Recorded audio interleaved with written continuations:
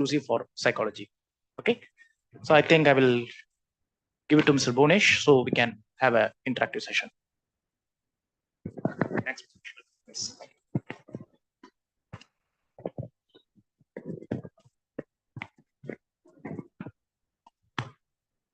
Correct position is last time நிறைய பேர் camera வெளில போயிட்டீங்க சார் அப்படின்ட்டாங்க.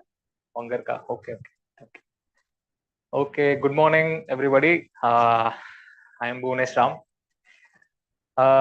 Yeah, I have psychology optional, and I'll just tell a brief background about myself. I started preparation from 2017. Some of you may know.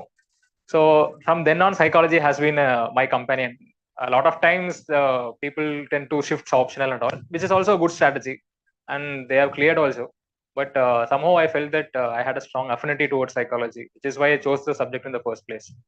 So basics first, why I chose psychology. See, any optional when you choose, you have to decide on certain factors, obviously. One is whether there's a good trend over the past years, whether the optional is scoreable. Of course, star mark conditions attached. I'll come to that later. One more is whether there is proper guidance or whether you can prepare on your own. One more is, of course, how comfortable are you with the syllabus and how much of an interest you have with the subject. So I told 3 factors, right? In my personal opinion, the third factor is what weighs the most: your interest in the subject. Because the first 2 factors, of course, everybody tells: resources, guidance, scoreability. When I chose the optional, I saw, and there were people who have scored well, and they were toppers from psychology also. There are still toppers, and I thought, okay, this is a good optional by that, by that parameter. But regardless of the optional you choose, there will always be toppers. So that is the logic, right? Whichever optional you choose, you have to be in the top 1 to 2%. You have to be good at it. That's it. It doesn't matter if you choose that optional or this optional. Some optionals, many people just choose because it's in the popular trend. A lot of people are choosing it. So it's not like that. You choose whichever optional you want. Now, of course, I'm assuming all of you have chosen psychology. So it is definitely a scoreable subject, definitely a subject where you can stand yourself apart, provided you are good at it. So you should know the subject properly. You should be faithful to the subject. And it also helps to have a genuine interest in the subject, right? So these factors played a lot in my mind when I chose psychology. I was a physicist, not a physicist. I was an undergraduate in physics. So I thought, since I'm anyway moving to civil services, why not pick up a new subject, which of course fulfills all these parameters. And I see myself as somebody who has a good interpersonal and intrapersonal intelligence, meaning I like to think about myself and I like to observe others. So I thought, why not psychology? Because when I saw the syllabus, it was interesting, and I had the genuine confidence in myself that I could pick it up. So that's how I chose psychology, and I came in association with Vijay sir, and then my preparation journey started. So that is just the brief basic about it. Do we have a marker pen, bro? Pen marker? Okay. So yeah, then I've given 4 mains with psychology optional. My initial scores, I think the first mains it was in 248 or something like that. Then the next 2 mains as well, it was just above average, but it was not in the very good or excellent zone. It was 260, around that zone, both the times. But when I saw that,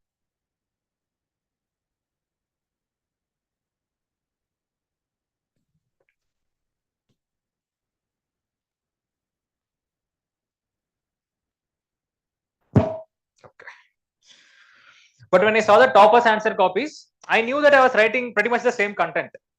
Whatever they're asking, I was writing that only. But I had to make certain finer tweaks in the presentation style. Are you addressing the demand of the question exactly? Are you being comprehensive? Are you adding a lot number of points? Are you beating around the bush?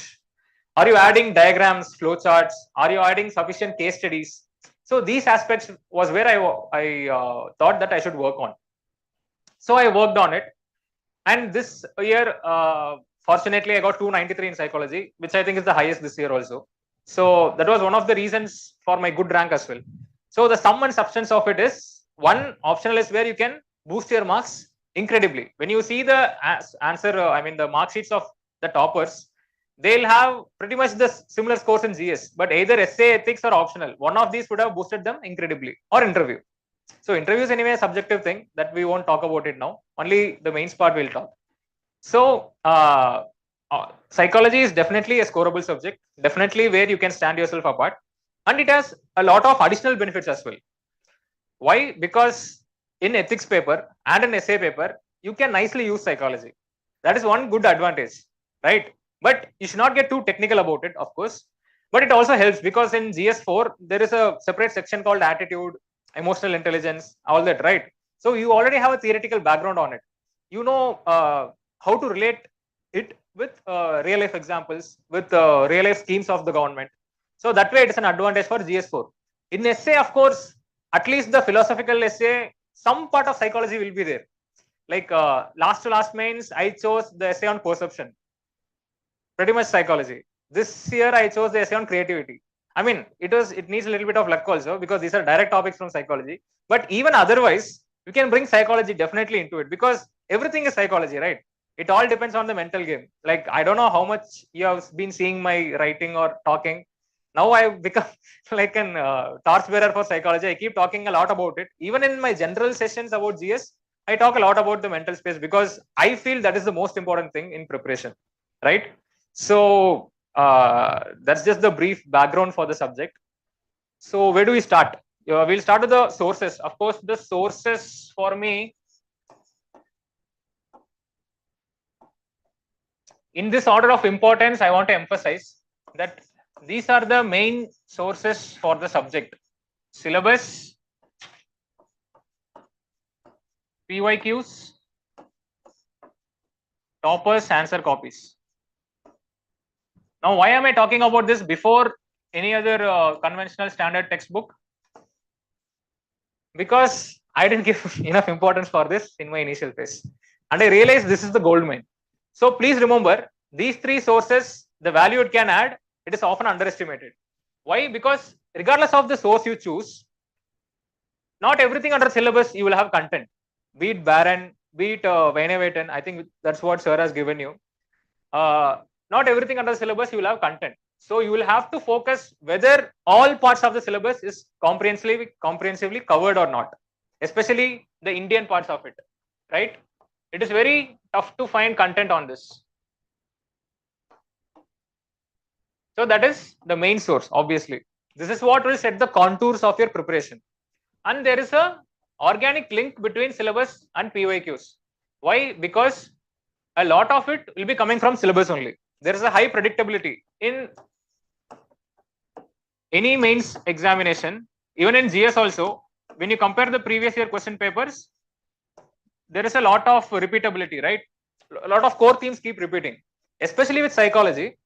When you see and compare previous year question papers, a lot of themes keep repeating. The kind of questions they ask is more or less similar. So you know what is the kind of expectations as an aspirant that you need to fulfill.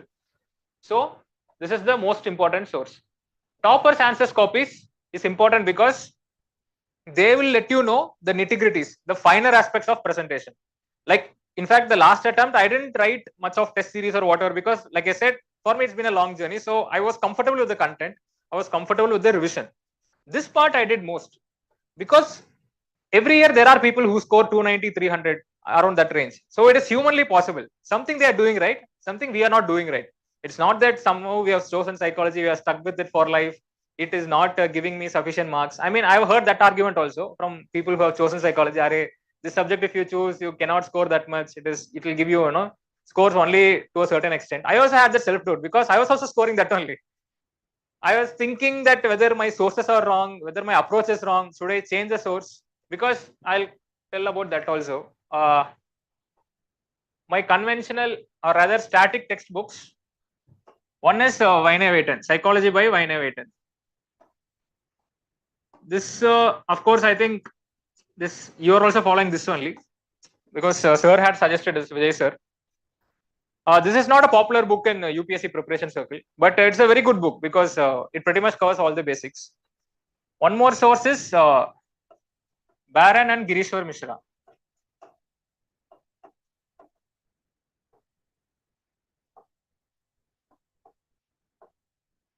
Now, this source has a lot of Indian context.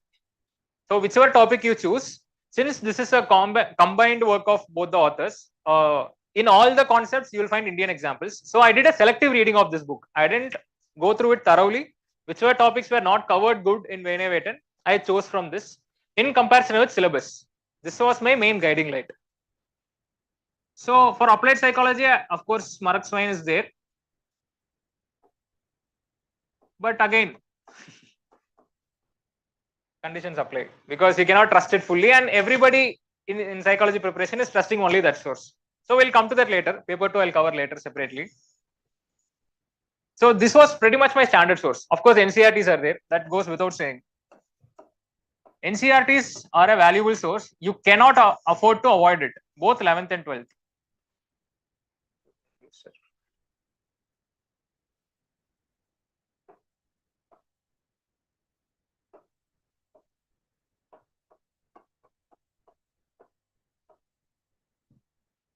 Both 11th and 12th NCRTs are of course important. This is a valuable source. So this was pretty much my standard source for psychology. And trust me, this is good enough. You don't have to trust anything else. I was also confused whether, because a lot of people were following Barron, a lot of people were following Cicerelli. There are so many other books also. I have seen them. They are also good. But this book also is good enough. So whatever sir is compiling and give you is good enough.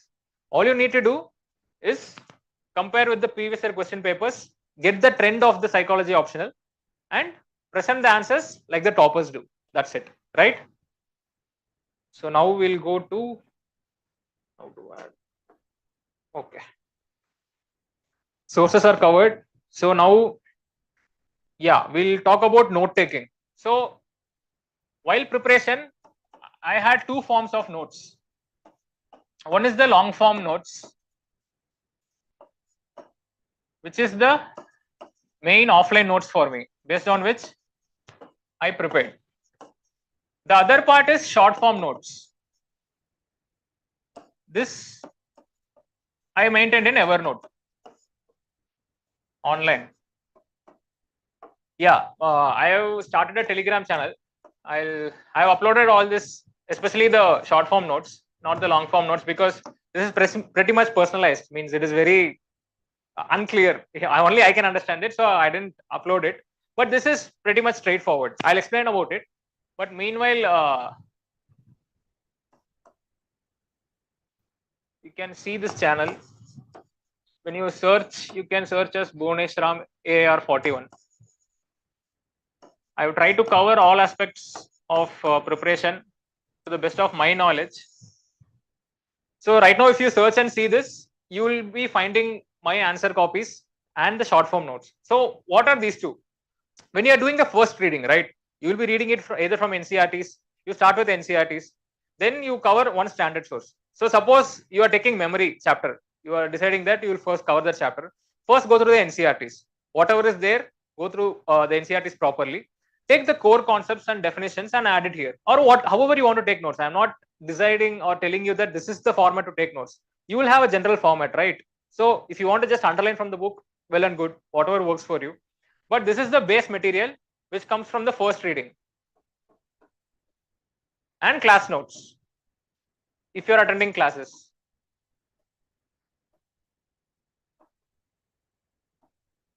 So this is the base material upon which you will keep doing value addition. So suppose you attend the test, the answer key is given.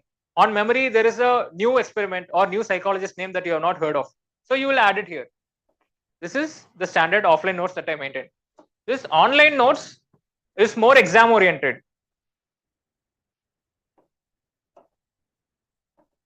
And easy for revision.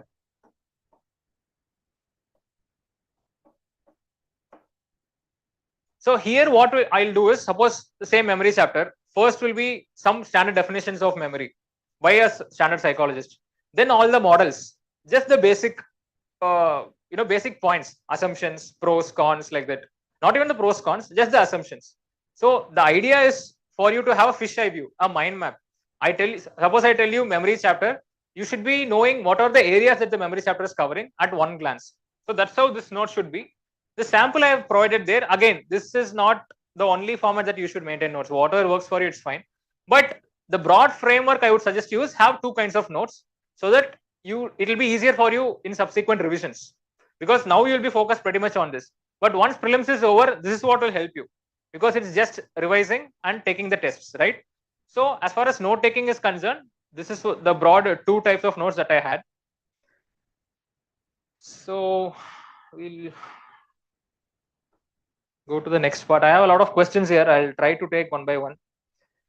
Why did you choose psychology? I've told. Tell me something about psychology, optional. I've told.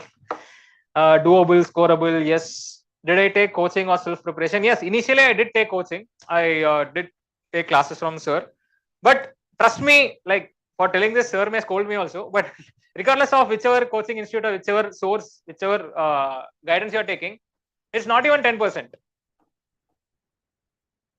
90% is self preparation.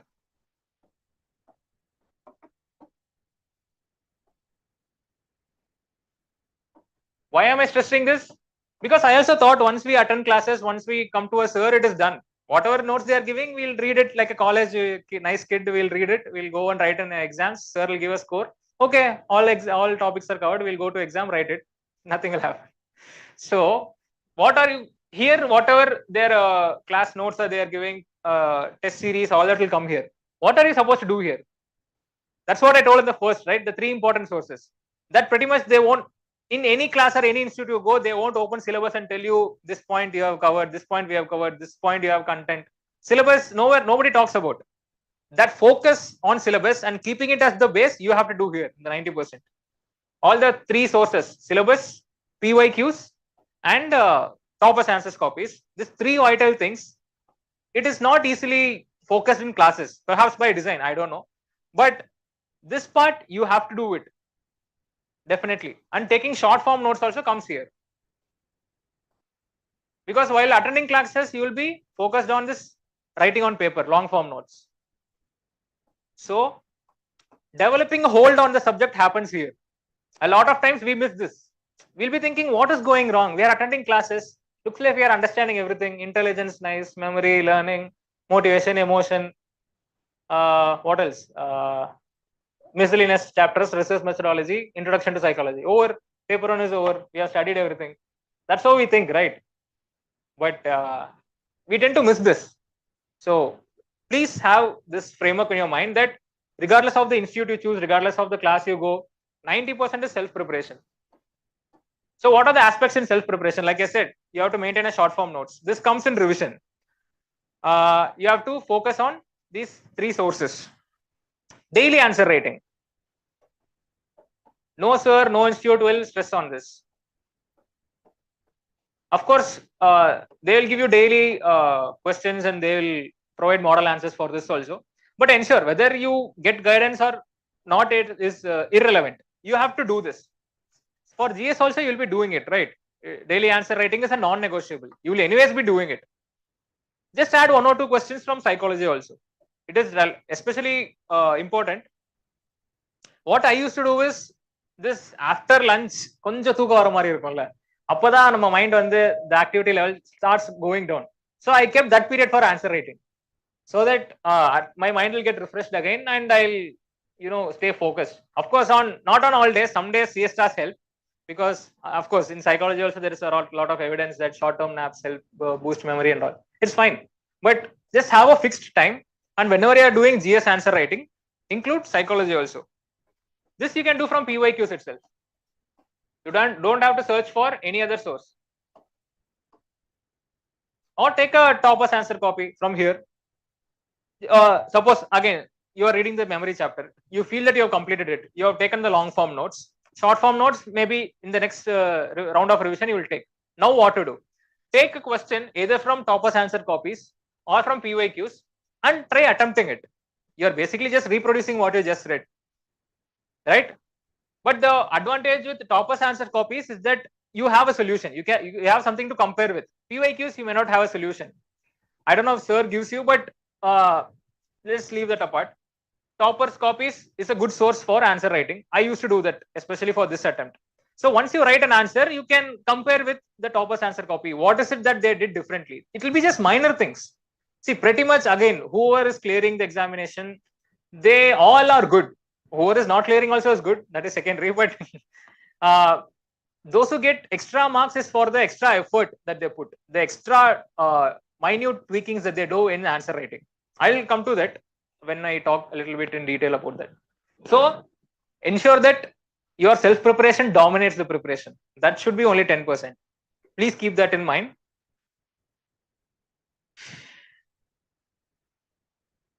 How did you do writing practice? Do we need our own notes? Yeah, all that I've covered. Okay. So now I'll just talk a little bit about answer writing. I think that is the main part of it, right? So even if you've seen my Telegram channel, there is a blog. I have mentioned that for both GS and psychology, there is both input side preparation and output side preparation, right? It is self-explanatory. Input side is all the reading, all the revision, all the note taking, everything.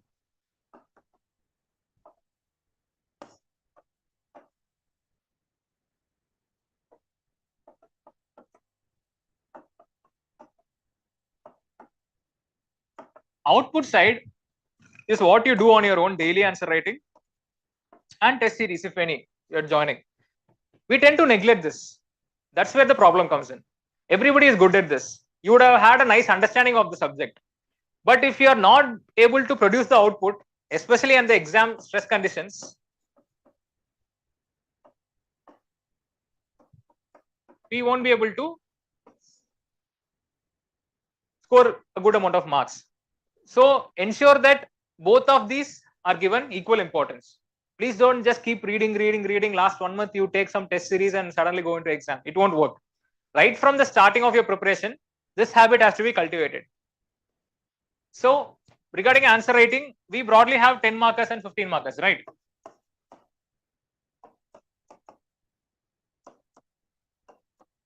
So this is 150 words.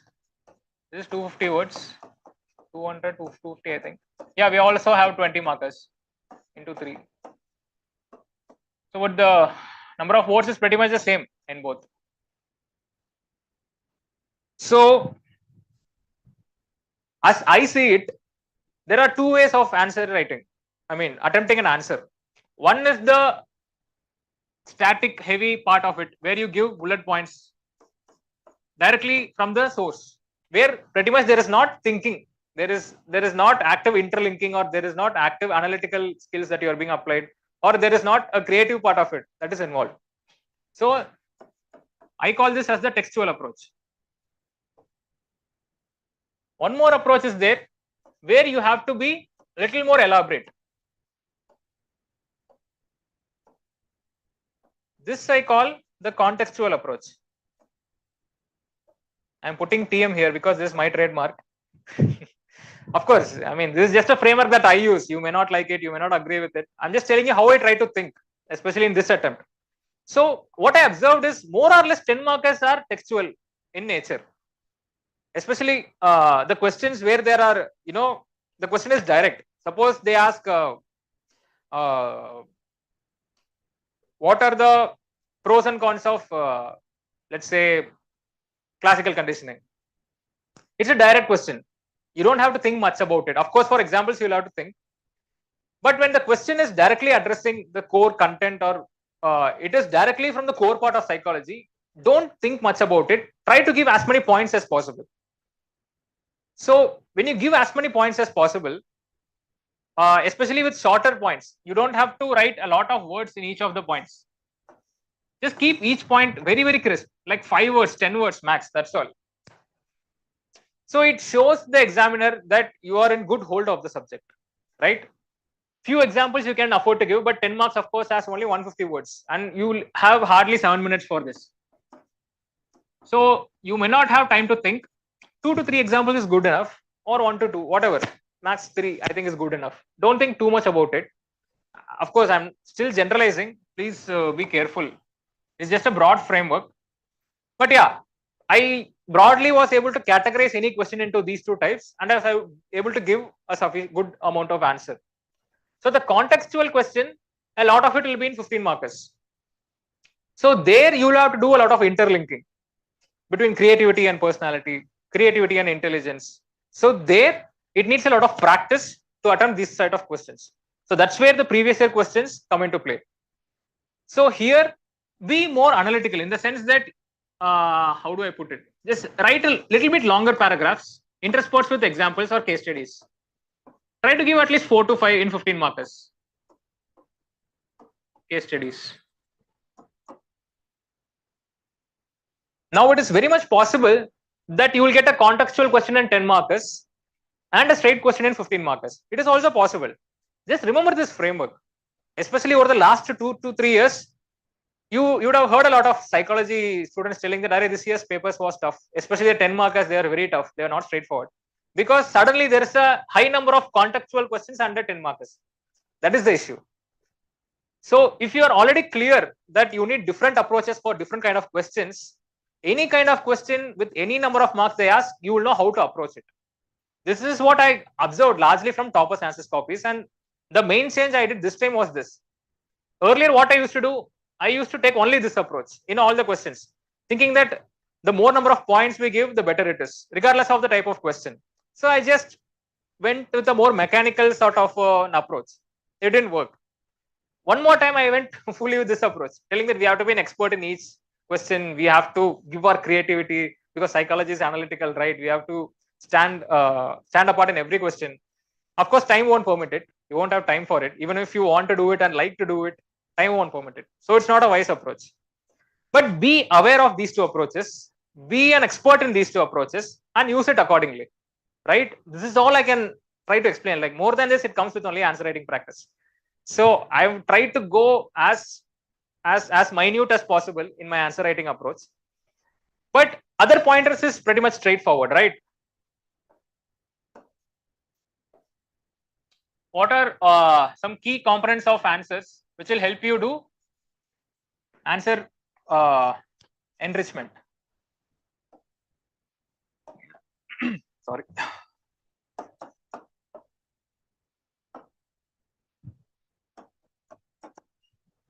How to add value, how to enrich an answer. So the same question, if I tell pros and cons of classical conditioning, you can start with the definition of it. Classical condition means so and so, stimulus, response, water. I'm out of touch, so I won't even attempt to define it. So you start with the definition, then you write pros, cons, some conclusion. This is a broad framework. This is pretty much the sine qua non, means it has to be there any which ways. Now to add or enrich the answer, you have to first bring in the name of the psychologist. What is the name of the psychologist in classical conditioning? Correct. சொல்லுங்க. வந்துருச்சா? Classical conditioning, முதல் chapter. What is the name of the psychologist? Pavlov. Ivan Pavlov. Any bells? Saliva dog experiment. அதேதான் சொல்றேன். Content நமக்கு தெரியும். முக்கியமான ஐட்டமே நம்ம மறந்துடுவோம். மண்டமலர் கொண்டே மறந்த மாதிரி. If you don't give this, they won't consider it as a valid answer, because remember those who are correcting the paper, they are established professors in good institutes, in top tier central government institutes or whatever institutes it may be. So if you forget this, there itself you are losing 1 or 2 marks. So how to get the additional 1 or 2 marks? That's what I'm trying to explain. Obviously, name of psychologist is important. Second, experiment or case studies. This part you just answered. So for classical conditioning, obviously, the dog experiment we have to include. Again, you have to be careful where to include and where not to include. I'm just giving a broad framework. For example, this question, it is particularly about pros and cons or applications and whatever, critically analyze. You have to do 2 sides, give 2 sides of classical conditioning. So you cannot, suppose if it's a 10 marker, you cannot simply blindly take an approach. Okay, sir told we have to include all this, so I'll write Ivan Pavlov, I'll draw the diagram of dog, I'll write the experiment, I'll write some conclusion and expect marks. It won't work, right? So here what you can do is, in the introduction itself, we can tell classical condition means this. We know this from the experiment of dog harness study of Pavlov. The following have been the observations, something like that. See, it needs an intelligent approach, right? You are not using many words, but you still are showing off to the examiner that you know about the case study. Suppose the question is trace the evolution of classical conditioning. There, of course, you have to get into the experiment, because this is the fundamental experiment which in fact won him the Nobel Prize, Ivan Pavlov. So then you will have to draw a diagram, get in detail about this. So just because all these are there, don't try to mechanically or artificially fit in all these aspects in every answer possible. Again, that won't work. You have to be, you have to be thinking on your feet, basically. What to add, what not to add. That comes only with answer writing practice. Third, diagrams.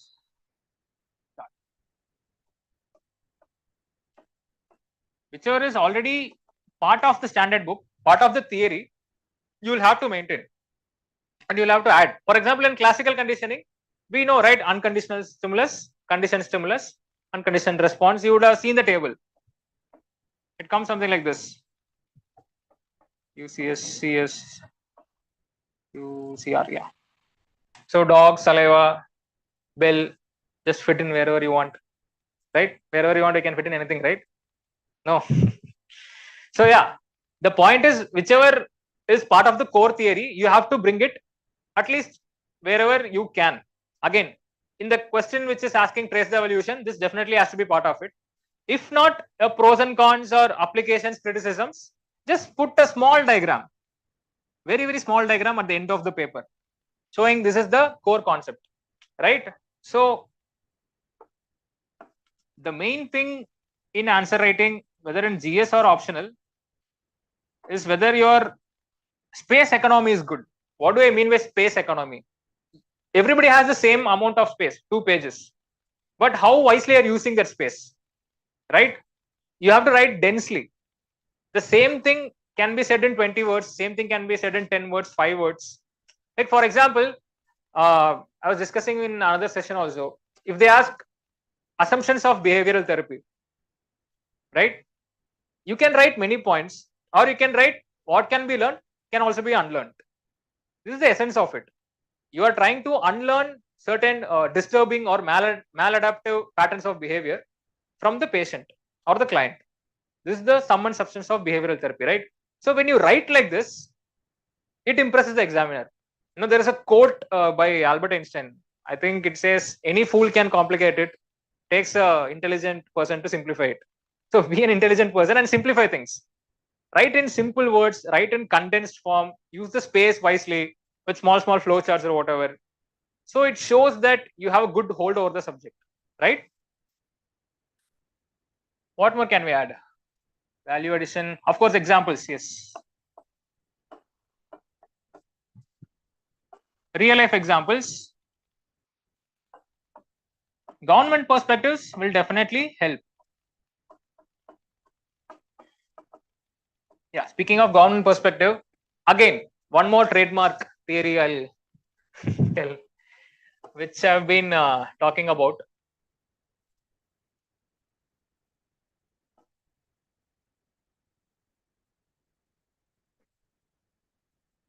Broadly, what I found out was, when you have 2 hats while you're writing an exam, an answer, there's a scope for scoring higher marks.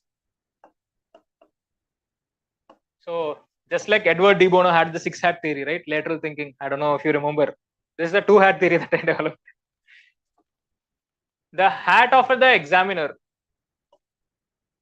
and the hat of a civil servant.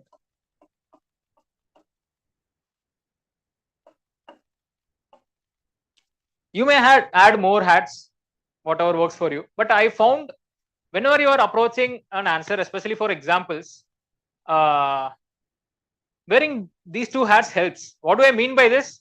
Wearing the hat of an examiner, you know what will grab their attention. What makes you stand apart? Some 10,000 odd people are writing mains. How many are writing with psychology optional? I am not sure. How many are selected with psychology optional? Perhaps 20, 30. And you have to be in the top 5 or so to have a good rank. So imagine the amount of competition and imagine how much you have to stand apart. How good you have to grab the attention of the examiner to get good marks, right? We are psychology students. We know that there are so many techniques to grab the attention, right? Halo effect. even if there are 2 to 3 bad answers, halo effect is nothing but you use one experience to form an opinion about other experiences for the person. Suppose we don't like a person in college, we just don't like somebody, right? One fight we would have had, one argument we would have had. From then on, we just don't like the person based on that one experience. It's just an application of halo effect. So why I'm trying to talk about this, because even if 1 or 2 answers are bad, don't worry. Try to have a standard quality in all your answers. Because when you have a standard quality, regardless of the difficulty level of question, this will help. The examiner assumes that, okay, perhaps in 1 or 2 questions, they're falling short, but broadly it helps, right? Third, since they are academics, of course, examples from government perspectives, Indian perspectives, rather.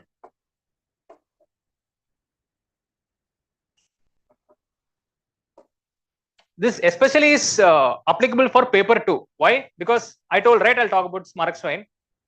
Smarak Swain, everybody follows. It is a good book, nothing to complain there. But the source for paper 2 is very limited. Whatever topper you talk, perhaps the source for paper 1 will vary. They may say different book. For paper 2, everybody says this only. So everybody is going to write from this only, right? But the issue was a lot of it is outdated. He is a person who cleared the examination perhaps 10 years back or so. So all the examples, all the organizations, all the case studies, they're all that much old. First issue. Second issue, everybody is quoting that only, right? So in paper 2, what you have to do is you have to just Google and collect sources. It's pretty much as simple as that. So for example, what I used to do is, suppose rehabilitation psychology is there, and role of social agencies, there is one line, right? So whichever category of people you are studying about, juvenile delinquents, victims of violence or whatever, you choose to include role of social agencies. But in Smarak Swain, only 2 or 3 agencies are there. So just Google about prominent government agencies working with juvenile delinquents or working with victims of violence. You will come across 2 to 3 new agencies. Include them in your notes and try to present it, right? And examples. Indian perspective was I told about. Examples you can source from all social media, newspapers.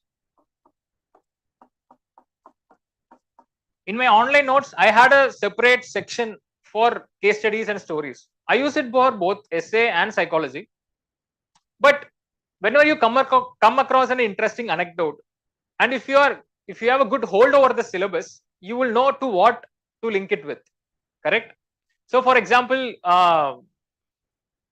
there was this one ad that I came across long time back that England had banned that ads which depict women in a stereotypical manner. So it's a direct example for the prejudice chapter or stereotype chapter or women empowerment. Paper 2, a lot of questions will be about women empowerment. So you can freely quote it, telling that there are best practices around the world. Example, something like that, right? So another example is, this Gardner's theory is there, right? Multiple intelligence theory. So randomly I was reading newspaper and there are the supplements, right? Metro Plus, Education Plus. In Education Plus, I saw there was one NGO, I think Yellow Bag Foundation or something like that. I'm not sure. The headline was that Yellow Bag Foundation supports multiple intelligence and helps poor people, something like that. So I didn't even read the news article. I just knew that, okay, we have a name of the one NGO which you can directly use in Gardner's multiple intelligence theory. So suppose the question is analyze the application of Gardner's theory, or even if the question is generally about Gardner's theory, you can give an Indian example. That is the highlight, not any general example. All your standard sources are written by Western psychologists who pretty much are, by human tendency, they present the perspective of the Western nations, right? To get an Indian perspective is very rare. One, you have to do selective reading from sources which I mentioned, Girishwar Mishra and Barron. You can do selective reading. 2, you can yourself source examples from whatever you're seeing, whatever you're reading, right? Again, one more example I keep quoting. I work in Trivandrum right now, in Nabad, as an assistant manager. So next to our quarters, there is this famous restaurant called Prisoner's Cafe. It made news when it was opened also. So the idea was that prisoners, during their time in their time, they come and run the restaurants. They cook, they handle the cash counters, they do all the work needed to run the restaurant. By evening 7 p.m. or so, they are back to their residences, right? Where can we use this? Again, rehabilitation psychology. If they talk about criminals, there we talk about affecting self-esteem, problems in social, socializing, resocialization is a problem, like that. So you use a technical term, resocialization is a problem, and you give a real life example, telling that prisoners cafe in Kerala is where there is already a practice of socializing them, meaning they are being made ready to earn money when they come out, right? So these skills will help earn money when they come out. One, and secondly, right now also it helps them in their self-esteem, because they are not just some people who are wasting their lives behind bars. Correct? No. So this is what I'm talking about. All this, no standard source will tell you. Why did I tell that in the first comment that genuine interest in the subject is the most important factor rather than scoreability or availability of guidance? Because of this, only when you have genuine interest, you will see whatever you see across in the angle of psychology, and you try to relate to it.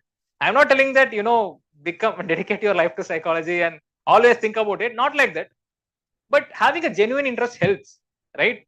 And luckily for me, I had a genuine interest. Again, I had a personal reasons also. Like my sister is differently able.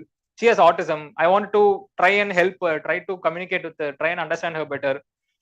I also did experiments with myself. Like we were talking about. Okay, we didn't talk about that. So, for example, context-dependent memory. We read about context-dependent memory, right? What does it say? Like there was one experiment by Tulving and Badley. Maybe you have read about it. Okay, I'll tell it as a story because some people are sleeping. So what happened was they did an experiment.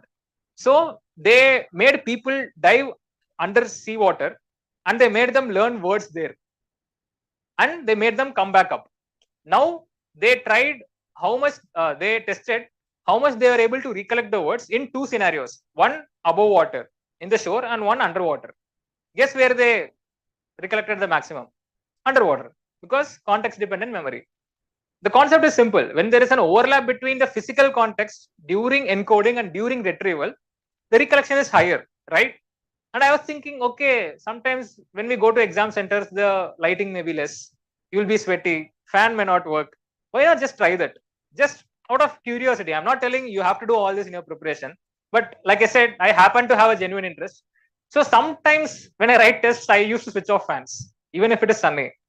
And I'll try to write answers because I feel it helps me get into the physical mode. A lot of times, if you have attempted prelims or mains, you will know, right? When you go there, the physical environment is different. Sometimes it will be rainy season because you'll be writing in September, October, mains. Clouds will come, lights won't be working, your eyes will start straining because you are writing continuously. And optional comes at the end after you've already written 7 papers. Right? So I don't know if it worked, but one, it may have worked to some extent, and two, it helped me apply the subject that I was reading, which in turn helped me get a better grasp on the subject, right? So that's why I keep repeating that a genuine interest in the subject is necessary, especially for psychology, because it is a subject that you can apply everywhere, right? So yeah, I think I digressed a little bit, got overexcited, but where was I? Yeah, so these two hats we were talking about. One is this examiner hat, what grabs their attention and what impresses them. Second is the civil servant hat. So you're ultimately trying to become a civil servant, correct? Even if you go to interview, they'll ask how does psychology become helpful as a civil servant. So you should have an answer, whether it is emotional intelligence, stress management, time management, whatever it is. So when you try to think in terms of an administrator's perspective, you will get new examples and you will try to relate governmental schemes, governmental policies into your answer. You will try to nicely integrate it also. So the hat of the civil servant helps in applied psychology, especially. How are you trying to apply the concepts that you read in the real life contexts? So this is where all the government initiatives take priority. So for example, especially after COVID, there was so much emphasis on mental health. I think at least some 4 or 5 helplines came from the government's point of view. Mano, Darpan, Kiran, I'm not even remembering all the names. One is for students, one is run by this ministry, one is run by that ministry. So have all of it under one head. Perhaps you can, create a separate governmental initiative section for psychology and maintain it, whatever works for you. But I'm just trying to tell that when you include governmental perspectives or administrator perspectives, it helps. Again, it will impress the examiner because they know that you're already a civil servant. You're thinking like that, right? So this example also I keep quoting. There is one community health model called Bellary community health model. This was tried out by NIMHANS in some 90s in Karnataka. Basically, they just trained community level volunteers to go and address people, and basically they just go and screen them for mental health issues. So this was just a decentralized community healthcare model. But when you have a fancy term for it, which has been implemented by the government, and when you use it, it definitely adds value, right? How did I read about it? By fluke. I was just reading about it on the internet. But yeah, you should have the wisdom to add back whatever you read to your notes, telling that, okay, this is a government perspective. It will help in mains. When you add back, it will help. So these two hats have broadly helped me in writing good answers, in scoring better also, I think. So I've been talking for a long time. How much time have I been talking? If there is any other question you can ask, I think I've pretty much covered everything. And yeah, do follow the Telegram channel.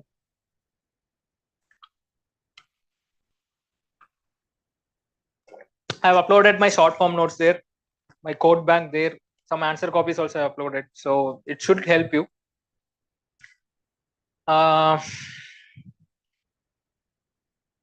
How to score high marks in psychology. All this is that only. It's like how to win in life. If only we had a successful or magical formula, only by hard work. Does psychology need prior background? No, not required. You have to understand the syllabus better. That's the only thing. If you understand the syllabus better and cater to the demands of the question, you can pretty much do it. Anybody can do it. But again, it's a tricky subject because how I saw psychology was every question is like an essay paper, right? It's an opportunity to stand yourself apart. Yeah, one more thing. Quotes. Sorry, I forgot. Quotes by original psychologists. Not the quotes you see in Instagram and Facebook. Please don't write motivation means motivated to win life or something like that. Not that.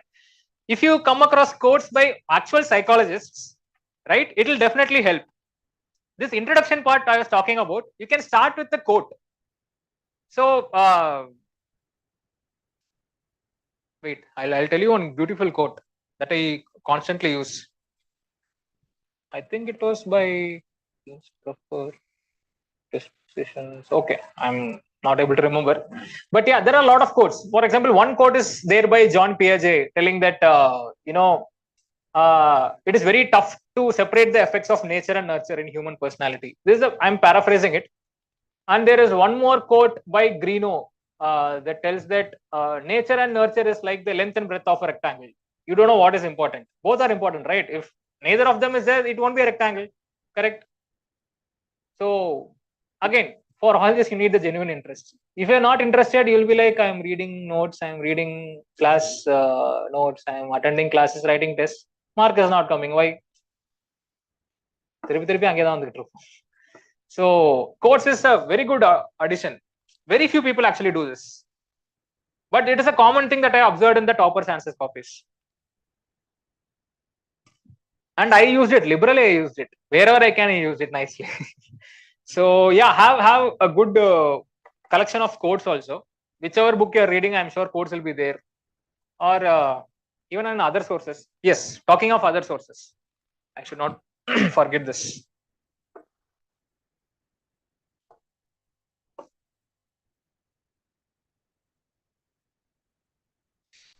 Bore adigida? Lighta?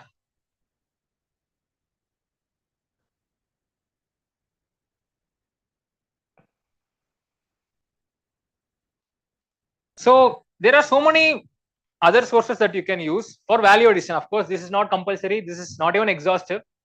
some sources that I found to be useful.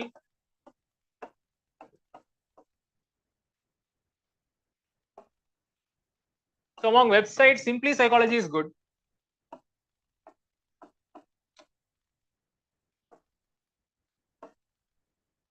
There is this Very Well Mind, that is good.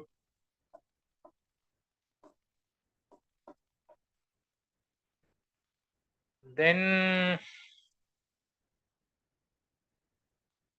okay, if I remember, I'll keep adding. Among YouTube channels,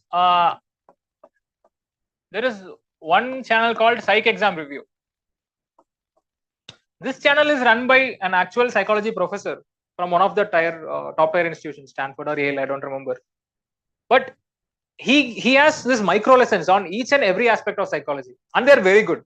They give you case studies and experiments also, which of course is interesting to hear if you have a genuine interest. Apart from that, you can add it as value addition for your answers, right? Crash Course Psychology is another fantastic channel by John Green. He's a famous author. He's somewhat like a polymath. He has this crash course channel. He basically has courses on everything: psychology, politics, world war, whatever you want, he'll have content on it. He's a phenomenal guy. So yeah, his psychology course also is good. You can just watch for conceptual clarity, just for fun, basically, instead of just reading and getting sleepy and hating the book. Sometimes you can also watch videos so that it adds fun to it. What else?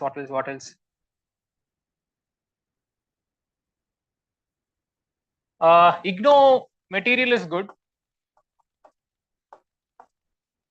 MAPC something, it will come for psychology.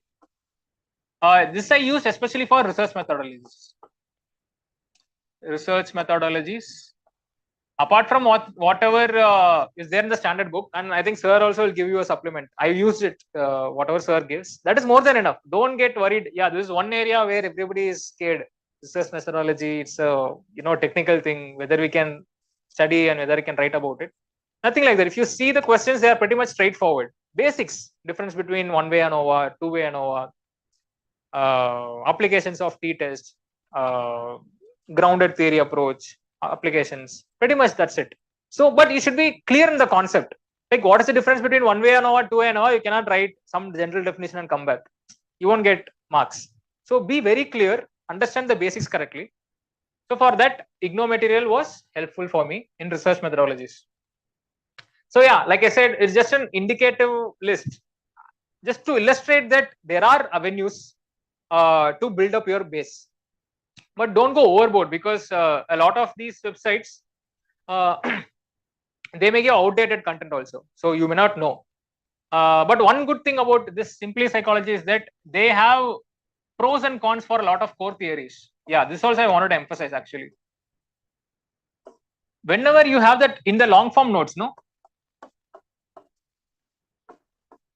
See, when you are taking notes on all chapters, there will be few core theories. Suppose for personality, divided into type and trait. Under type, you will have certain theories. Under trait, big five or whatever. So it's just a limited number of core theories, and they'll keep repeating. Most of the time they'll ask this only: critically analyze, give criticisms, what are the issues with the theory. So have a ready-made framework for all core theories in your long form notes in this format: pros and cons. Big five theory means, okay, pros very much applied. It has high acceptability. There is a neo PI inventory for big five. No, I'm just trying to explain. You don't have to note down all that. So there are a lot of pros. For cons, again, you can write why this five. So if you remember the big five theory, there are just 5 traits. There are some psychologists who tell that 6th also there's a trait which can be included. It is not exhaustive enough. So more or less every pros and cons will be similar only. The pros will suffer from confirmation bias. So whichever evidence is conforming to the theory, they'll tell, okay, this evidence is there, so it is a good theory. And cons, they'll be telling it is not enough. So I'm just joking, but yeah, you should have a standard content in the format of pros and cons, especially for core theories. So remember, think in terms of the syllabus properly.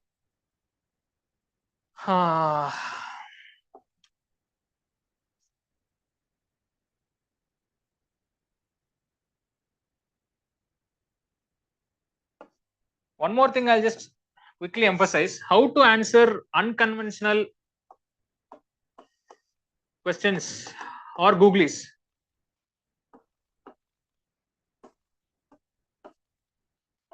Something that you have not heard about, or something that is very new, suddenly they ask, you don't know how to approach it, especially in terms of application, right? This happened in like 2 or 3 minds. The first question in paper 1 looked like a paper 2 question. Everybody was like, why they're asking it here? This happened, I think, during COVID time. There was a question on mental health. There was a question on effect of pandemic on elderly citizens, something like that. So one approach that I took in such questions, though the question is conventional, the theory and the syllabus is question is unconventional, theory is conventional, right? If you know the syllabus properly, you can answer them. How? Suppose the question is impact on elderly citizen due to COVID. If you know the syllabus properly, start from the first chapter quickly, just very quickly. Learning, is there something you can relate with the question? Not much.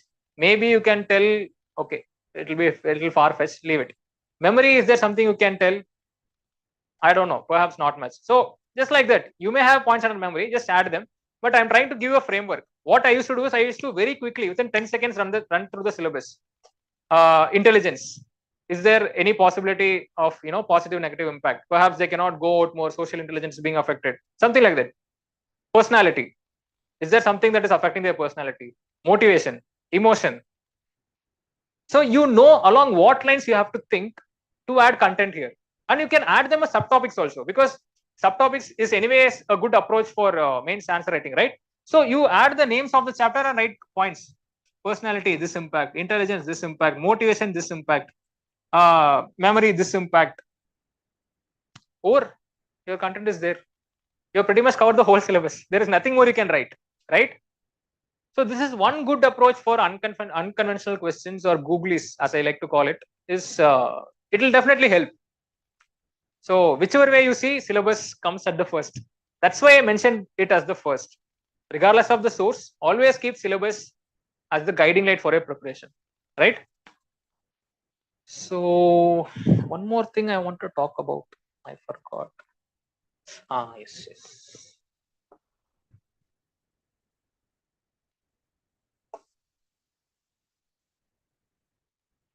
This is a little just a suggestion. You don't have to do it.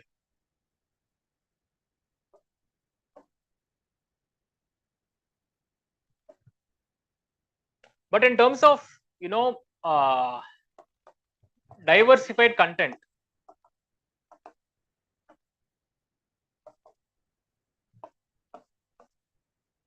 I read some books in your free time. Definitely not during prelims and mains, not in that gap, not during prelims preparation also. Whenever you are free, perhaps after mains or whenever, much before prelims, I read original books by original psychologists. So for EI, I read the book of Daniel Goleman. There's a book on EI. If you type on Amazon, it will come. Influence is another book that I read. Not completely, just selective reading I did.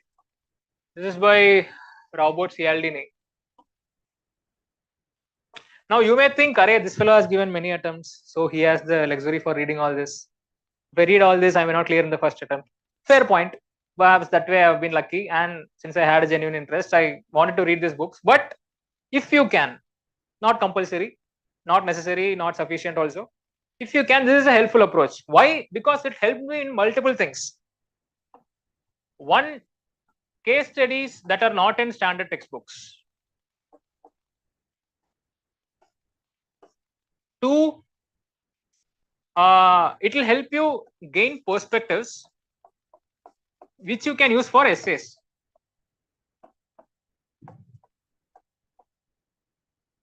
Three, of course, it is personally relevant because these are very good books, and your mental health aspect also is taken care of. Because if you feel bored reading the normal content, it will help, right? Influence is useful in social psychology. So when we read about the social influence, how can one person influence another person? So basically, how to get them to tell yes, right? You can praise them, the foot in the door technique or shut the door technique. So many things are there. Again, I'm out of touch. Pardon me. But this is a very interesting book. Of course, if not for psychology in your life, it will definitely help. You can get easily people to tell yes. So yeah, this is one more aspect I wanted to cover. Not just these two books, any book if you feel is relevant for psychology, if you want to relax a little bit and if you want to get little additional perspectives, this approach can help. Not just books, in fact, you can follow podcast also. Podcasts also have all these advantages. There is this guy called Huberman, but I've not followed his podcast, so I cannot vouch for him. But he's a very famous podcast person. His podcast everybody follows, and he's a neuroscientist, I think. A lot of people follow, but I'm not sure again how much it is relevant to psychology. I'm not able to vouch for it, but I'm just trying to get you to think in different angles. This approach also you can take. So yeah, I think I've bored you enough. You can ask if there's something specific. I'll try to answer.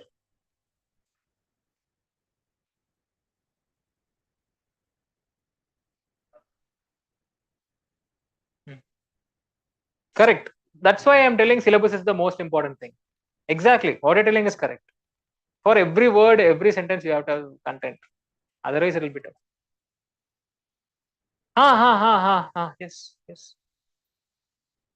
See, a lot of topics, for example, the self-instructional learning, probability learning, you won't find any of the standard books, whether it is Barron or Wayne, whatever it is. So you have to have content for it. Anyways, I think Sir is giving you that supplementary content, whichever is not in syllabus. If it is not covered by Sir also, you can just Google and have ready-made content for it, right? So this probability learning, I just Googled about it. There was an experiment by Bonavitz, one psychologist is there. Basically, just rat experiment only, like all other experiments. So I just noted down, what are the residual topics under which notes are not there, and basic definition, one psychologist name, one framework, and that's it. Yeah, you can manage with it, but ensure that you have content for all the points in the syllabus, right? Yeah, for the online students, he asked, is it necessary to have content in all aspects of syllabus? So I was just answering it. In my last session, they told you have to repeat the question because online students are not understanding. So even I'm improving how to give Gyan.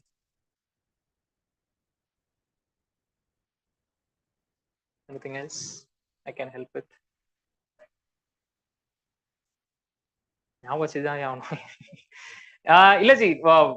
He is asking how to remember the names of the scientists.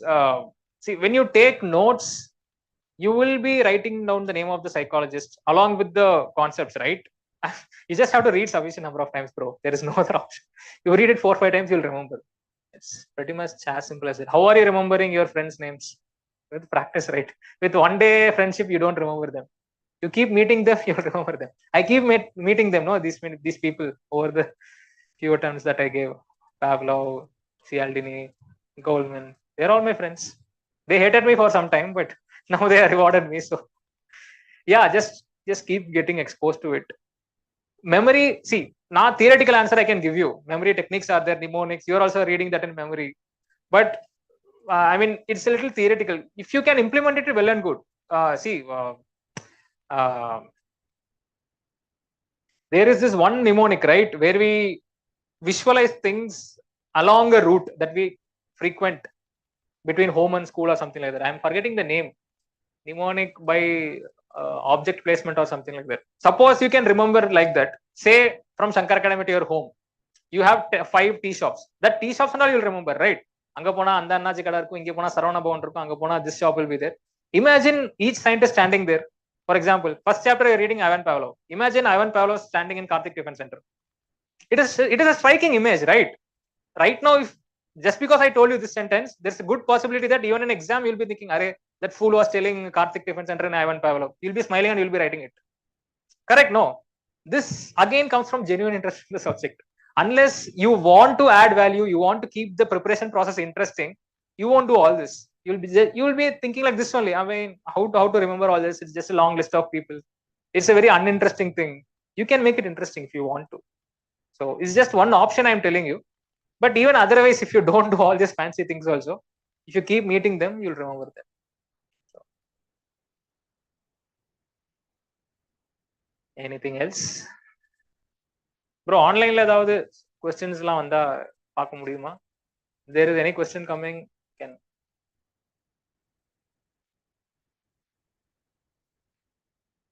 Here also I have some ready-made questions actually. I think I have covered everything.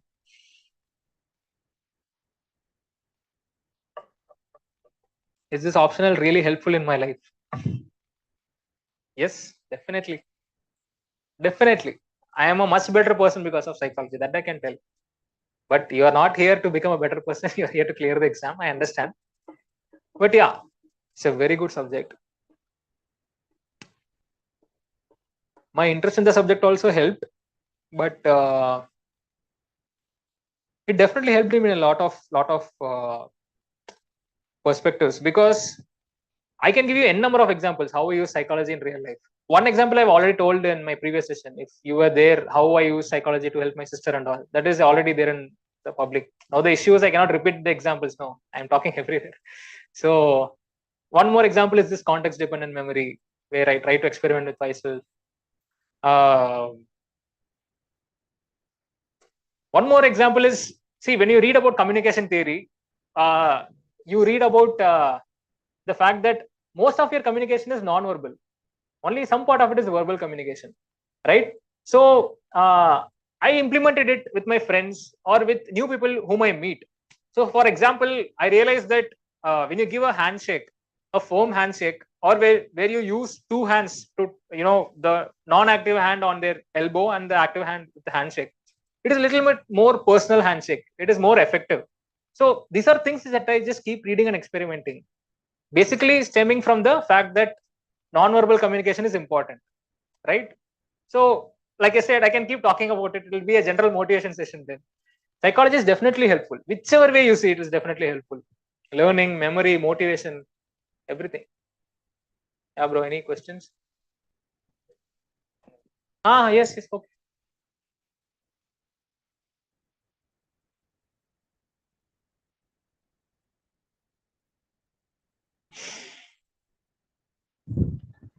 Good morning, sir. Yeah, good morning. Sir, can we know the weightage of the syllabus? Weightage of the syllabus? Yes, sir. Could you elaborate? Weightage meaning how important is the syllabus, or?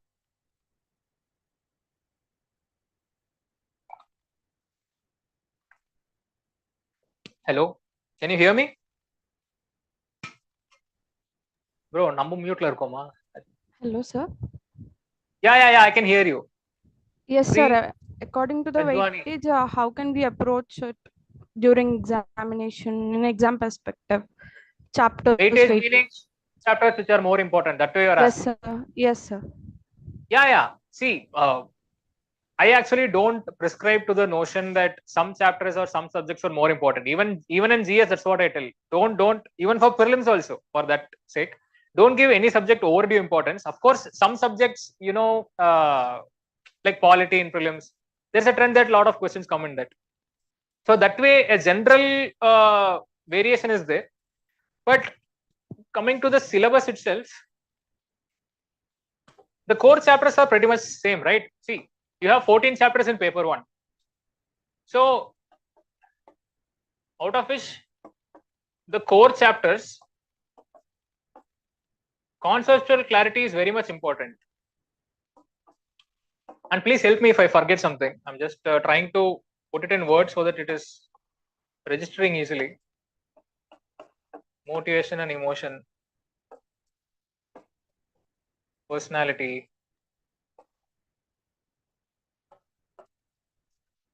then what else is there? Let me just Google it otherwise. Attitude, correct. In the scheme of paper 1, perhaps introduction to psychology, miscellaneous chapters, which is at the end. Research methodology is somewhere in between. It is neither too important nor can you neglect it. See, that's what I'm little apprehensive to tell this, because it may set a bad precedent, right? It's not like these are not important, but generally speaking, why are these important? Because getting these chapters correct, you can answer any question nicely, and this have the maximum application in paper 2 also. So good understanding over the core chapters of paper 1 will help you in paper 2, right? So yeah, broadly I think these chapters are the fundamental aspects of psychology. So yeah, but please don't think that this chapter is only is the maximum weightage and all that. So just because you're asking, I'm trying to give a framework. Is it satisfactory, or you're not at all satisfied? No, sir. It's all right, sir. Thank you. All right, not a good answer. It's all right.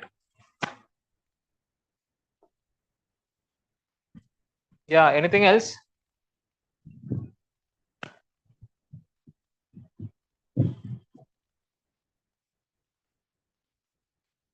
Please ask. I'm just Googling the psychology syllabus just to see if I missed something.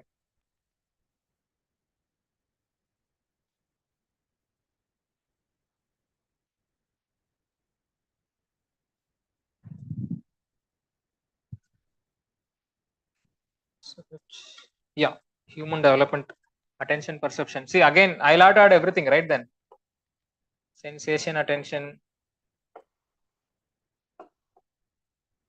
development of human behavior. In paper 1, pretty much everything is straightforward and important. Perhaps these things, the number of questions is relatively lesser. And you can choose to ignore them if it is in the 15 markers. But again, if they come in 10 markers, these are compulsory. You have to attend it. So learning, yeah, thinking and problem solving. Yes, see, I'm adding everything. Like I said, I don't think in this way, so I tend to think all are important.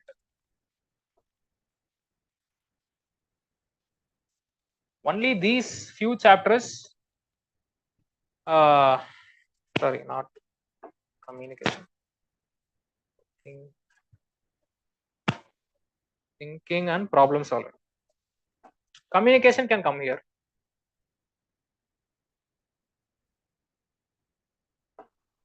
Language and communication. But again, these are all small chapters. So perhaps because they are small, the number of questions is relatively lesser. And pretty much standard questions come from that. Language and all, same questions, Skinner theory, nativist theory of acquisition and all that. So yeah.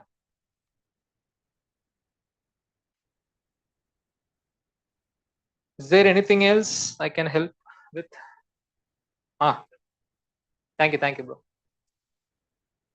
Yes, please. Ethics paper. Okay.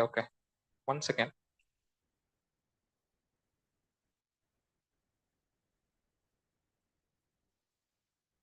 How to prepare for ethics paper?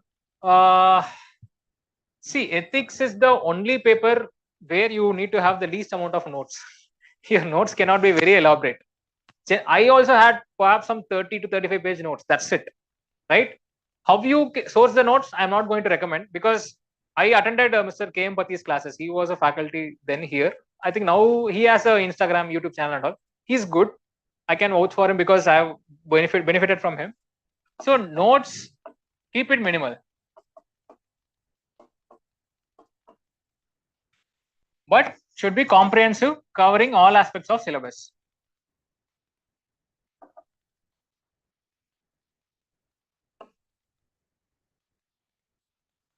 What is important in ethics is application.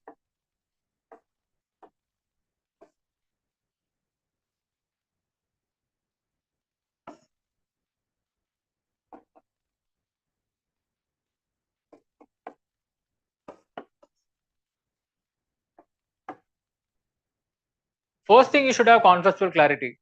Second thing, you should be able to apply it nicely. That's it, bro. வேற எதுவுமே வேண்டாம். Right now, for example, if I ask you what's the difference between morals and values, it's tough to differentiate them, right? They appear the same, but actually there is a difference. Again, don't ask me back. I forgot a little bit, but they are different. But these are two different words in the syllabus. And pretty much that type of questions only will come. Emotional intelligence, emotional competency, what is the difference? Especially the first static part, apart from the case studies, this versus questions also come a lot, right? Emotional intelligence versus emotional competency, like that. Ethical literacy versus ethical competency, like that. Whatever term is there in the syllabus, be very, very clear about it. However, I ask you, you should be able to differentiate them. Don't have a general idea. Don't have a general idea about ethics. Broadly means doing good.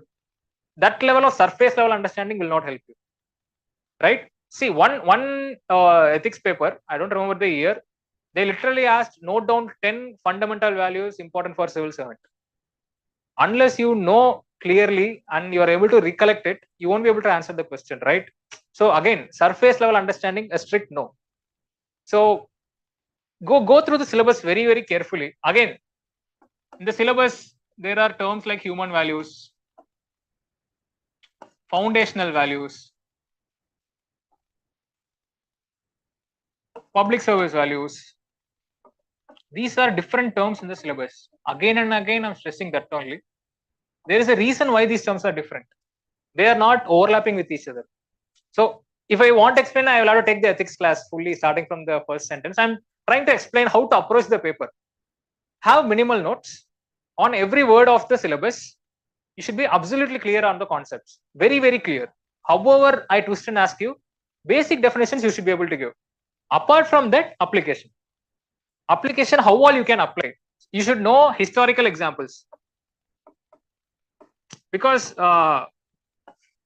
see, broadly, the paper, part 1, part 2, right? Part 2 is case studies, almost half the weightage. I'll talk about it a little bit later. Part 1 is pretty much static with a lot of application also. So for static part, you need to have the conceptual clarity. For the application part, you should know historical context and historical examples. Like, however I ask you, suppose the question is on corruption, can you give a historical example? No, don't tell no. It's a rhetorical question. Simply randomly, like Anna Hazare movement, right? It is related to corruption. Few years back, there was a movement showing that a social consciousness is there against corruption, something like that. Historical. This both international and Indian perspectives. This you can source from world history. Whenever you're reading world history, you can source, right? Indian also corruption, like Battle of Plassey. This guy, Mir Jafar, I think, they corrupted him, and that's how they took him to the British camp, and we lost it. So, pretty much example you have, right? You should be able to think in broad terms. In psychology, just now I talked about Edward de Bono, lateral thinking. What does lateral thinking mean? Here, the emphasis is not on depth. It is on diversity. Are you able to think along a wide amount of perspectives? This is called vertical thinking. This researchers will do. One subject they are expertise in. But as civil servants, as generalists, as somebody who should be competent and capable of working in diverse fields, diverse departments, lateral thinking is important. See, all this is incorporated by design, right? That's why they are checking all this in examination. You should be able to think in wide amount of perspectives and give examples. Economic, epics, Mahabharata, Ramayana, can you give examples? Current affairs.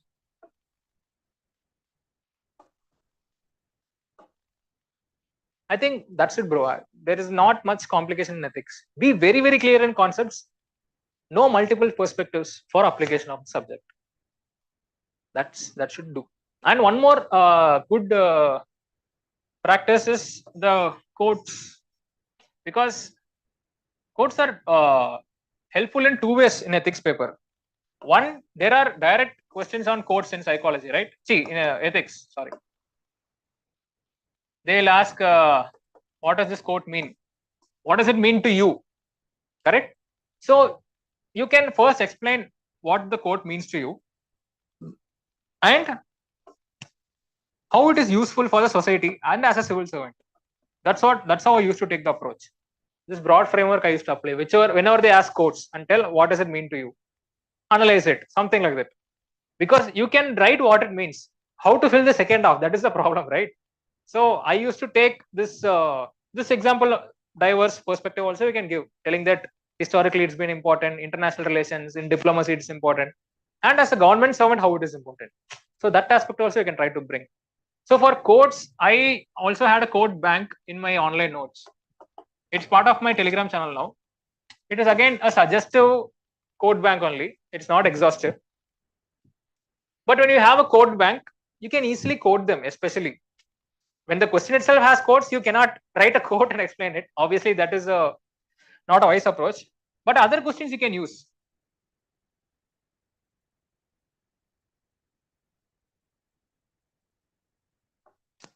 See, suppose there's a question on honesty. How is it different from integrity? I usually, if the question is coming like this, I usually start with the quote. Means I happen to have a quote. That's why I'm giving this example. There is this wonderful quote telling that integrity is being true to oneself. Honesty is being true to others.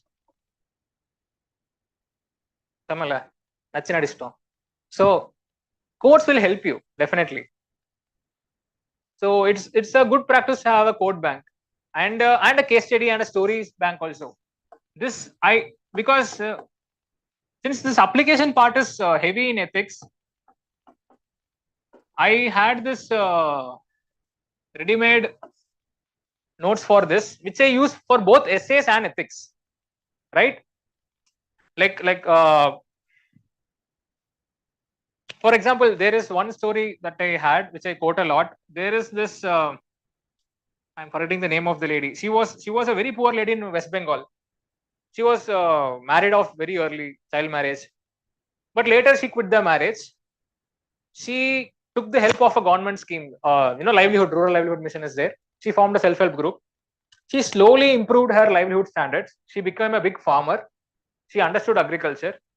And in her village in West Bengal, where water scarcity is higher, she took a very scientific approach in building tanks, or rejuvenating traditional water storage structures, right? So due to that, agriculture as a whole prospered in their village. And she was recognized by UN, I think UNESCO or UN Women, I'm not sure. They gave an award. This was in the news. That's how it was in news, because the UN gave an award. So when I read it and I trace back the history, one, it is interesting. But when we read a lot of things, we forget, right? We don't note them down.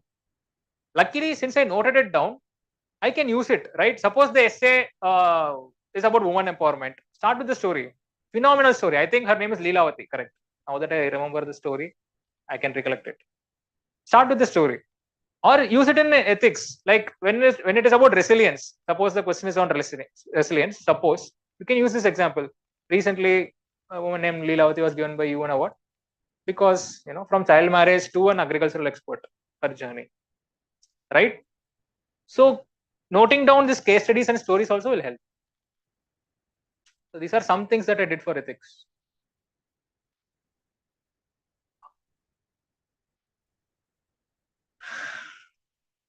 Initially, I did here.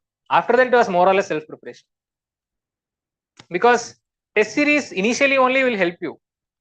Like I said, I was saturated in 1 point of marks. So I didn't rely more on test series. After a point, of course, I relied more on answer copies, especially for this attempt, toppers answer copies. So yeah, for this attempt, I didn't write actually much test series and all. Just 1 or 2 full length tests I did. But I analyzed answers, toppers answers copies a lot. Yeah.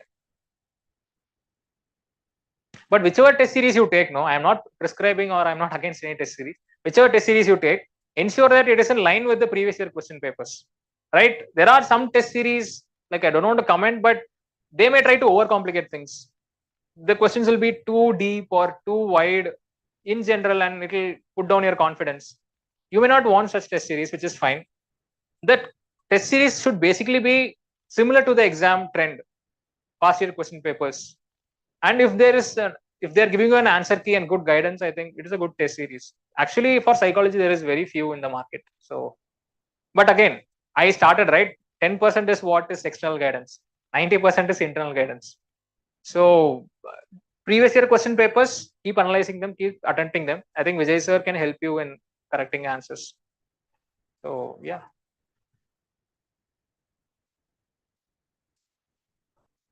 Anything else? ரொம்ப நேரமா சிரிச்சிட்டு இருக்கீங்க.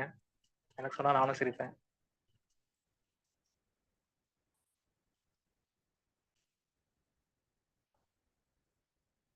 முடிச்சிடலாமா?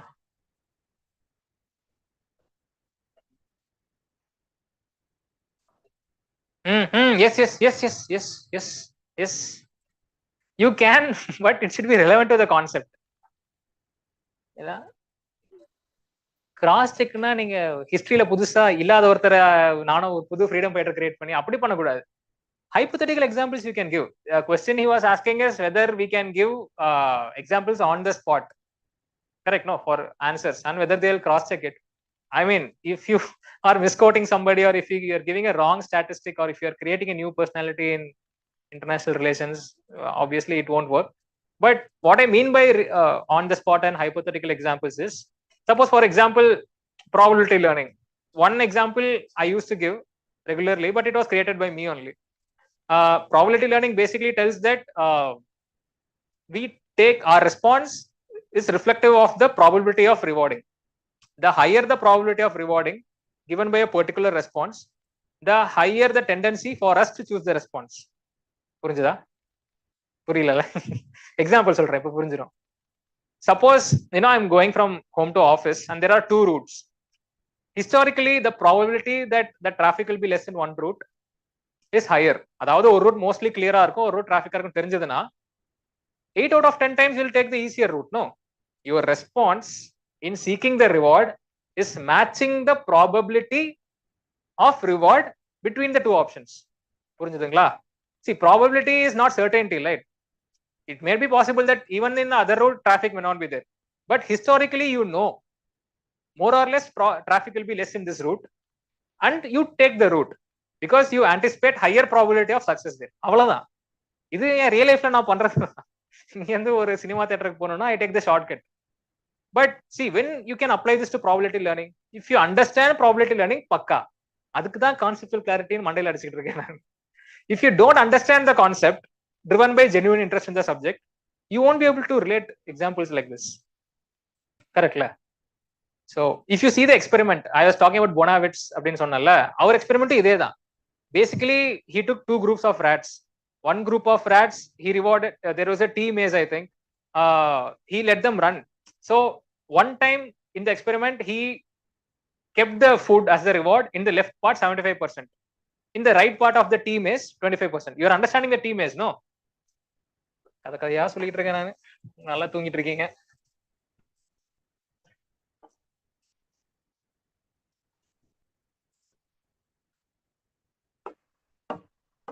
This is T maze.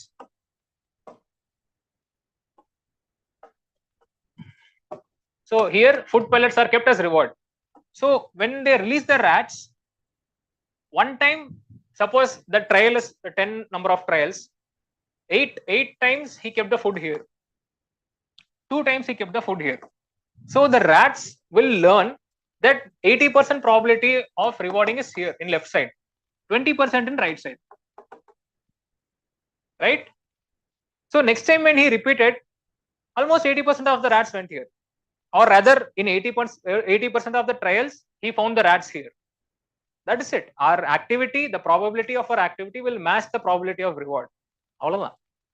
So when you read this experiment and you try to apply to a real life context, riding a bike, taking different routes, it's pretty much the same. So we can create examples. It should be relevant to the concept. In fact, it will impress them. It shows you're understanding the concept nicely, So you can create on the spot nicely. You can create. Ensure that it is relevant to the concept. So please don't write stories there, and like in college we do now.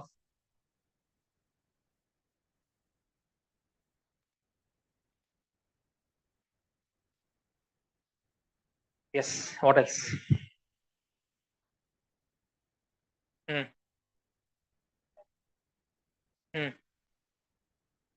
Elimination, we don't know. It may be back in trend also this year. So we don't know that.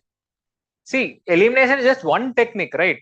It's not that every question elimination you can use to attempt the prelims. Correct? No? I've written a blog about whole aspects of preparation in the Telegram channel. Just read about it. But broadly, I'll tell you. See, there are many techniques in prelims.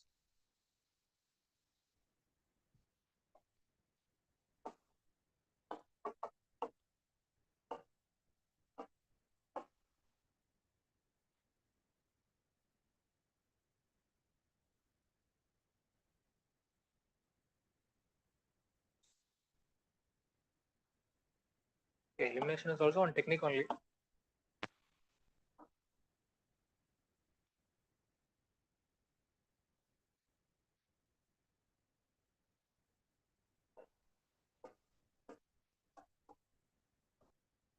See, first of all, these techniques should not come into play in the first round. See, broadly, how I asked to attempt prelims is, suppose there are 100 questions, which I know for sure I attempt first. Generally, it will be 45 to 50. I have given this example in that blog also in detail. You can read about it. In the second round, it will more or less be the 50% kind of questions. You know the answer is between two, not by elimination. Even otherwise, two answers, you know it is more or less, probable answers for the question. You have to choose between them. So that kind will be 25 to 30. The last one is involving informed guessing, right? That will be around 10. So broadly, if you add, it will be 85 to 90, correct? These techniques come in this part. All these techniques. So as you see, first of all, the number of questions where you use the question is lesser. Second of all, elimination is just one of the techniques where you use. So eliminating elimination should not be a problem, because here you should be absolutely thorough. Why is this important? Because see, of course, the answer in prelims won't be directly from your question, but you know for sure for polity, economics, this kind of questions will be higher. Directly questions will be about president or whatever. But the thing is, those who are clearing prelims, they get all of this or almost all of this right. They have a success rate of at least 90%, which means some 4 to 5 may be wrong here, but they are very good at in this part. So if you get this part wrong, no, it is gone. You're out of the race then and there. So the first basic thing to do is this. That's why we are emphasizing on mock tests. One, it will help you build this base stronger. The basics, whichever are easy, straightforward, simple questions, you cannot afford to do mistakes, right? Be absolutely clear. There will be many types of errors. Is it a careless error which is avoidable? Or is it an error because you don't know where the question is from? Modern history and that kind of questions will be googly from everybody. They'll come here, this category or this category, where guessing work will be involved, right? So as we read in stoicism, control the controllables. நம்ம control என்ன இருக்கோ first நம்ம அதை பார்த்துக்கணும். நம்ம கண்ட்ரோல்ல இது இருக்கு. ஃபர்ஸ்ட் 45-50 கொஸ்டின்ல with a high amount of accuracy, you have to get it right. Next comes this techniques like elimination, realistic nature of language. Is the option too broad? ரொம்ப broad-ஆ all or none அந்த மாதிரி extreme words are இருந்தா generally they'll tend to be wrong. So again, it's all a probability based thing, right? Nothing is for certain. And generally all of the above is a good option for science and tech, because in science and tech there will be some research paper telling that this application can be used this. So one question about AI, they asked what are the applications of AI. When you read the 6 applications, they look little unrealistic, but I put all of the above. That was attempted. Luckily all the applications, some research paper was there. So generally, I mean, more often than not, it is a good option for science and tech, especially in broad questions like this, applications, where all it will be used. So these kind of techniques you will develop on your own. See, there is no standard list of techniques that I can give you. These are some techniques that I use. Elimination is still a good technique. Don't leave it out. Next is with the question, what do I mean? So what is the core demand of the question? Only 2 or 3 options can answer the question. One option will not even be related to the question. So such things you can leave it out, right? So it's just a basic technique. But these techniques, since they have limited relevance only in the second category of questions, you cannot rely on them for clearing the examination. Be very clear. In the varsho innu kastama kuda question paper varala, but those who are clearing will be strong in this. everybody who cleared the last attempt, despite being, a very difficult prelims, they would have had a strong base. That's how they would have crossed the cutoff, even though the cutoff was lower. So according to the difficulty level of the paper also, cutoffs also will come lower, right? If it's a googly, it will be googly for everybody. If the elimination option is gone, everybody will be equally, we're all in the level playing field, right? But this part is controllable. Simple questions, direct questions, do not get it wrong, right? Others are all, you just can hope that the law of probability is favoring you. Like I said, historically, you should have a hit rate of more than 50% in this. And in this third category, more than 25%. Anyway, only 4 options are there. So only 25% is the normal rate of probability. So suppose you are attempting 4 questions in this category, just an informed guessing. Suppose we get 1 right and 3 wrong. This will cancel out each other. So the worst case scenario should be this. If you get all 4 wrong, the net will be negative and it will start impacting your good performance in the first 2 categories. Correct? உங்களுக்கு புரியுதா என்ன சொல்ல வரேன்னு? எல்லாமே probability தான். Those who are clearing are not experts in, this categories or this elimination. Of course, techniques they are good, but they are very, very good in this first category. நீங்க இதை தான் focus பண்ணணும். இதெல்லாம் secondary தான், right? So that's why when you asked a question about techniques, I wanted to focus on this way of understanding things, right? See, prelims, my approach was simple. Control the controllables. I covered all the standard books. I covered all the syllabus, and I gave at least 40 to 50 mock tests before prelims. Regardless, however the marks will come, low also, high also, I just kept giving. Of course, with learning where I was doing mistakes. And yeah, one more important thing is error analysis.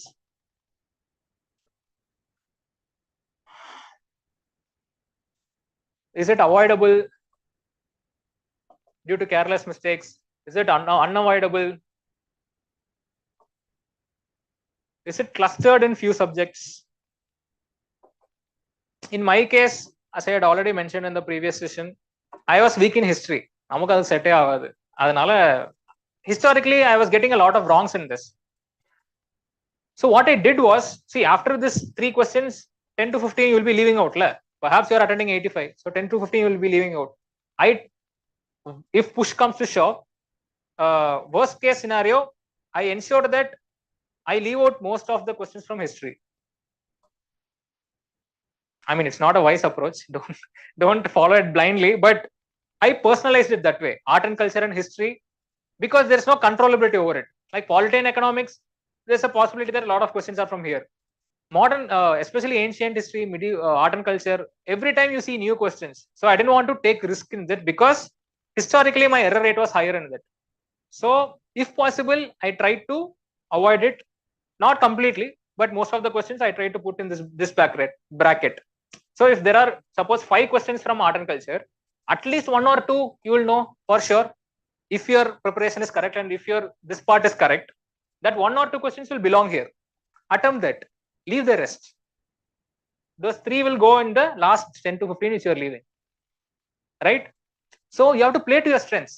If in every subject you know what is your error rate, if in every subject you can divide the questions into these 3 categories, you can do it. Just that your errors have to be lesser, right? In my mind, 85 to 90 is a good number, because only if you attempt that number of questions, your net will be above the cutoff.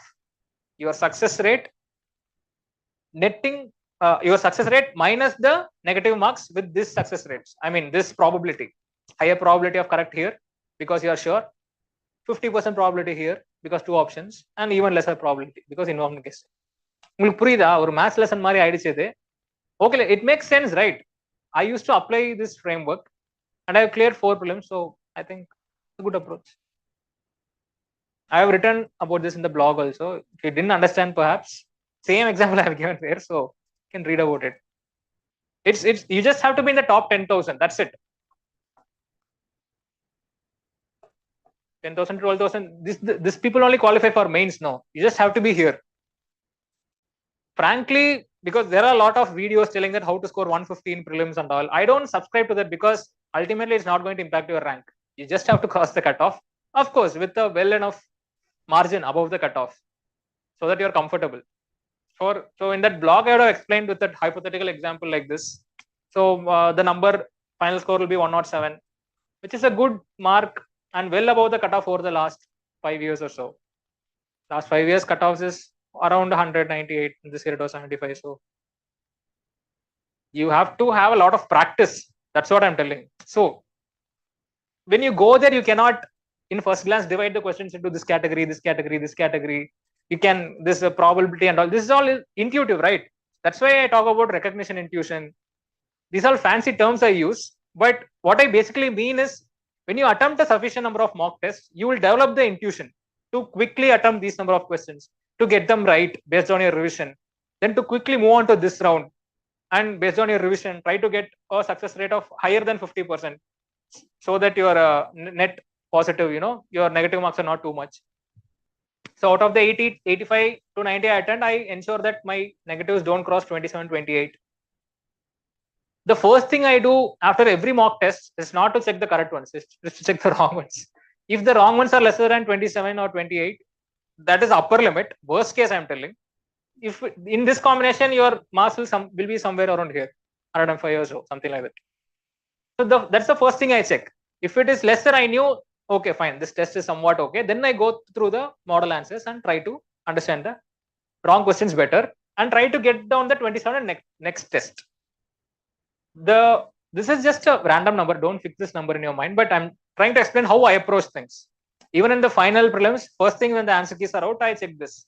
If it is somewhat around here and I've somewhat attempted a number of questions here, 88, 89, I feel okay. Somehow I'll clear this mains. So prelims, when you attempt, it's a game with probabilities. You are playing with fire because the competition is higher, right? Some 6 lakh, 7 lakh aspirants, right? And only 10,000 get selected. Just ensure that you are among the 10,000. That's all. It's as simple as that. I hope it's clear somewhat.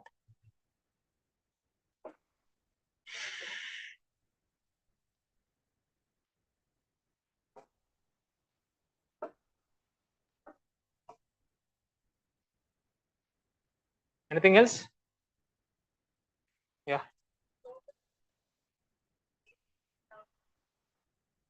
My favorite topic. Yeah. Right.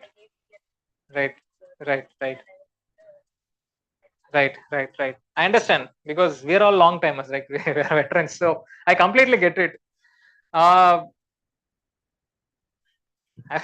I have overemphasized this part wherever I talk. So this time I try to lessen that and talk more about exam.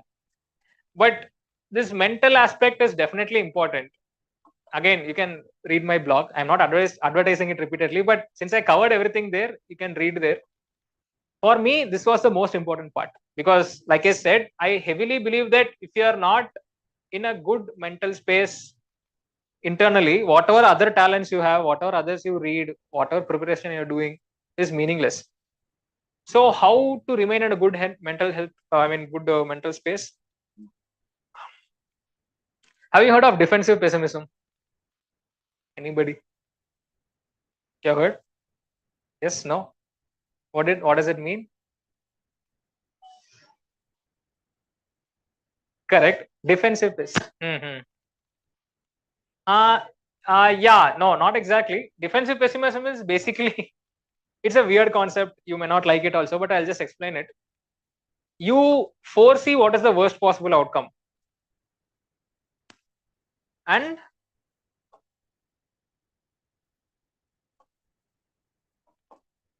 you think, what is the worst thing that can happen to me?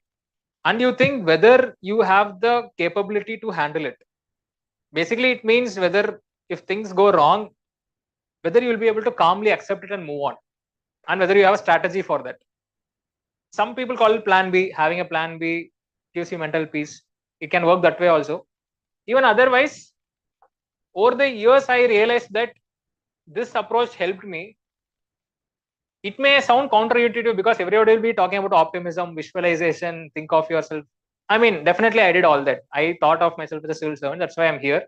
No, not to take anything away from positive visualization. But I don't know, some 10 to 20% I involved this also. That's why I took up a job also. to be frank, and from a middle class, you know, my sisters was getting married, so I had to contribute and all that. But anyways, job was not the main thing for me. My main thing was, I assumed that if this time I don't clear, how do I get involved in public service? Because of course, public service is what drew me to civil services. So I had a proper plan B, in the sense, after job, I'll do a degree in rural management or development finance. I'll become an expert in that. I'll come to YouTube talks and all that. Simply.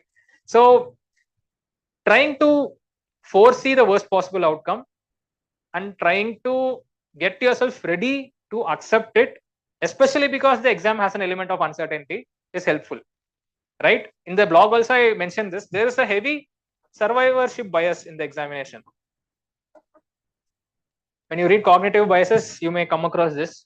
What it means is that the exam, you know, perhaps a very few people clear it. Now, this is not coming from a place of overconfidence from somebody who has cleared it. This is coming from somebody who has been in the worst part of the deal, when luck has not worked for me, and when I realized all this gyan, when I went into that zone, right? So very few people clear the exam. That is the reality. There are a lot of people who don't clear the exam due to various other reasons, not just because they are not competent, right? Many things come into play. In 12th fail movie also, we see one time he reads the question wrong, and because of that it goes. When you go to interview, one bad answer you give, and perhaps because of that the marks are low. So anything can happen. The thing is, we should be aware of this fact and realize that worst case scenario, we may end up on the other side also. It is equally possible. And are you psychologically comfortable with it? If you are too attached to the result, it will give rise to anxiety, right?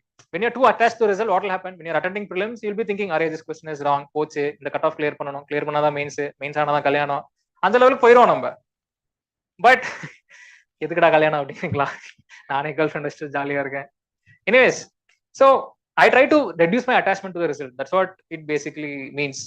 There are many terminologies for it. You know, there is something called the backwards law by Alan Watts. So it basically tells that sometimes when you want it too much, it may go against it. Sometimes it is called the butterfly effect. There's a different butterfly effect, but you may have heard about it, right? When you try to catch a butterfly, it keeps flying. When you're silent and do your job, it comes and sits back here. It is called Nishkama Karma. கடனை செய், பலனை எதிர்பார்க்காதே. So many fancy terms are there, but this was one useful mindset for me to try and be humble and try and be detached and to trust on the process, like Dhoni says again. So that was one thing I did. This is my mental framework part of it. Second part of it is, of course, I am a guy who cannot read for 25 hours a day. I cannot do that. So of course, before prelims and mains, I focused a lot on reading, but I also try to keep up my hobbies as much as possible. Now, because I am talking a lot about hobbies, there are a lot of people complaining that, "Sir, I don't have a hobby. How do I feel it in DAF? You are trying to force me and have a hobby." Not like that. You don't have to have a hobby. You can just be, you know, talking with your parents, playing with your pet for some time, catching up with a friend, whatever. But to be in a good mental headspace, what are hobbies I had? Jogging. I write a lot, so I blog sometimes. I write about cinema. I watch a lot of movies. I'm a huge cinema fan. So, of course, tempered, not too much movie also. Before exams, reduce it a little bit. But in general, can you keep it up? If you're feeling guilty when you're going for a movie, I used to feel that a lot. You know, others are preparing, others are studying, they're giving 10 tests. What am I doing seeing a movie like that? If you're getting such a feeling, try to relate it with UPSC. Not always, sometimes. Again, I'm not telling watch only movies which are relevant for UPSC. But again, like I said, I was weak in history. So I watched a lot of World War movies to understand global history. Dunkirk, there's a good movie by Christopher Nolan. So I watched that to understand Allies, Axis and all that. So basically, you can try to incorporate your hobbies into the preparation also. I write about policy issues, which in fact help me understand things better and get me to become a better writer also, which in fact again will reflect in answer writing and essays and all that. So, I mean, I'm sure you understand all this. I'm not giving some rocket science here. So, a healthy, moderate level of attachment to the result and trying to have varied interests definitely helps, is what I observed. So varied interest is in fact a parameter for interview. If you see the notification, they would have told on what basis they decide, marks in interview. Exact words are there: variety and depth of interest. That's why I mentioned hobbies. It's not to scare people or something like that. So it helps. And trust me, more people who clear, they have a well-rounded personality. I don't know if you have observed this, but there is no causal relationship. Just having a well-rounded personality doesn't ensure that you are clearing it. Of course, blood, sweat, ரத்தம் வர வர எழுதுறது எல்லாமே பண்ணணும். But I personally feel you don't have to compromise your life for this examination. No examination is bigger than a human being. Nothing. It is just another examination. பேசுற பழம் நல்லா இருக்கு, திருப்பி போய் நாங்க தான் சார் படிக்கணும். தெரியும், நானும் அங்க இருந்திருக்கேன். One day you'll be here, don't worry. And even if you're not here, it is fine. This is the part I'm adding apart from the other topics. If you're not here also, it's absolutely fine, bro. The life is not lost. There are many other avenues. Frankly, I also try to think what are the other avenues to be involved in public service. Of course, nothing like IAS, but if you are involved, if you want to be involved, there are many avenues, right? Other government jobs are anyways there, group 1 and all secondary. Still you can be a social entrepreneur. Nowadays there are many fellowships that many NGOs give, many trusts give. There are 2-year resident fellowships. It takes across the length and breadth of the country. There is Teach for India fellowship. If you want to be involved in development, you can be. You can start a new NGO tomorrow. You can have a bigger reach than a civil servant can perhaps have tomorrow, right? We come across so many success stories. There was one story I read. A normal engineer, number engineer, Elarumari. I think he had a job abroad or somewhere. Then he was not satisfied with his life. He came back. Now it is his mission to renovate this traditional water body structures. He goes across the length and breadth of Tamil Nadu. I'm forgetting his name. If you Google Waterman of India or something like that, it will come. It's a phenomenal job he is doing. Engineering தான் படிச்சாரு, அவர் படிச்சதை மக்கள் சேவைக்கு தான் use பண்ணிட்டு இருக்காரு. What is wrong in it?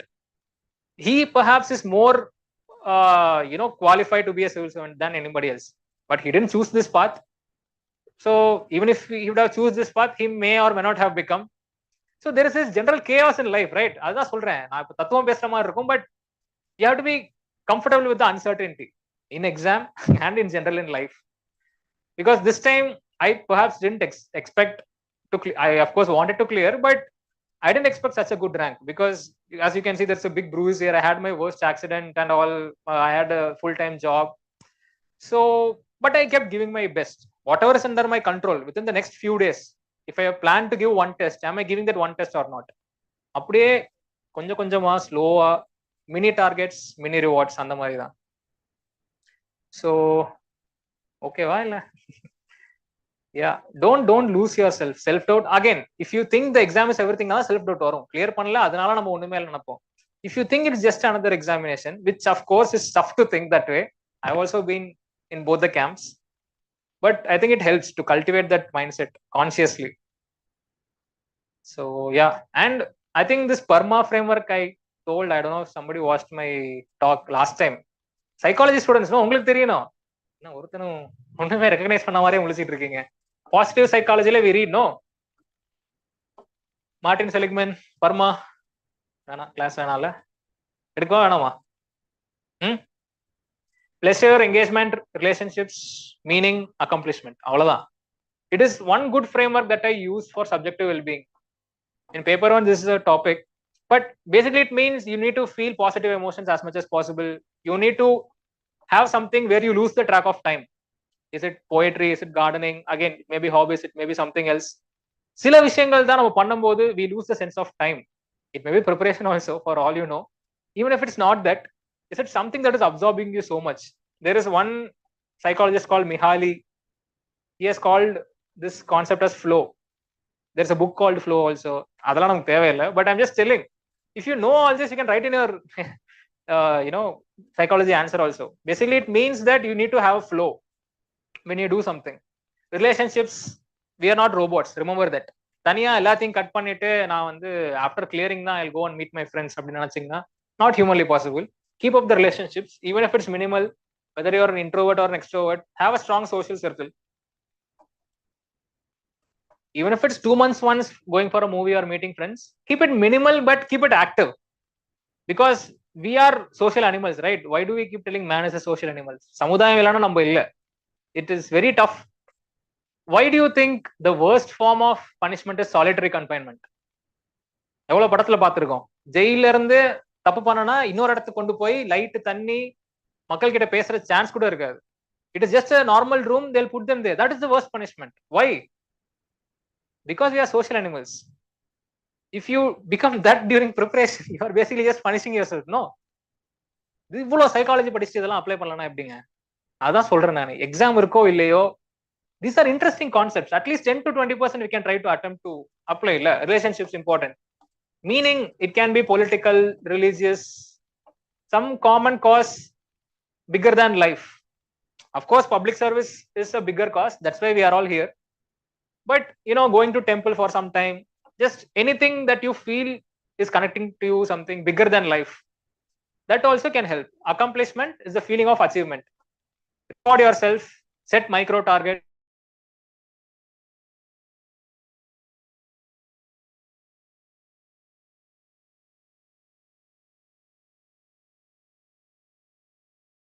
Keep getting released. That will again impact your health, right? There are so many all feel good hormones can be mapped here. Relationship, oxytocin, when you are in love or when you are with your family, feel good hormones will get released. Adrenaline for accomplishment. உள்ளே machine இருக்குங்க, அதை use பண்ணுங்க. இதை switch on பண்ணாம you are seeking intoxicants, drugs to increase your hormone levels. No sense la. Which is why I do running. எதுவுமே வேலை காலனாலும் at least I feel the height that day because I have ran 2 to 3 kilometers a day. Right? So this is one nice thing that I did. And I like this theory also.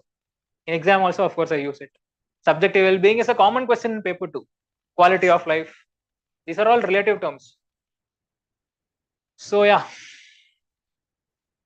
Anything else? ஏதாவது யூஸா இருந்ததா இவ்வளவு நேரம் பேசினதுக்கு? All ரைட்டா? என்ன bro, போதுமா?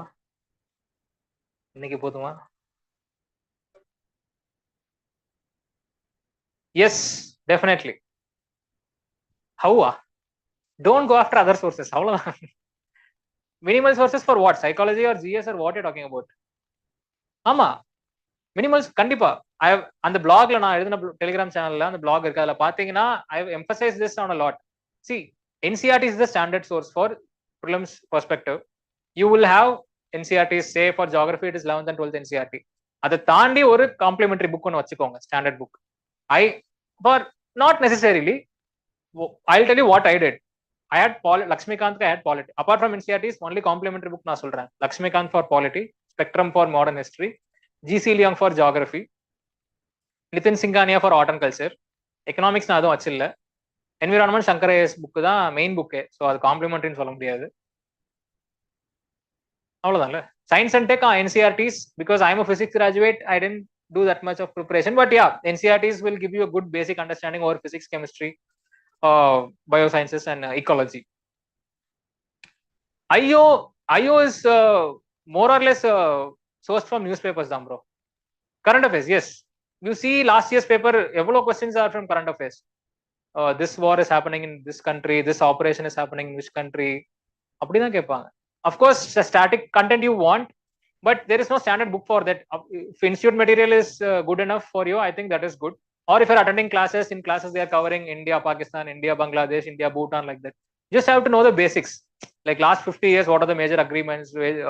Trace the evolution of India with a radial approach. Like radial meaning first the neighbors, Asian neighbors, SAARC, then go a little bit outer side, Central Asian countries, then East Asian countries and all that. Then major partners, US, Russia, China.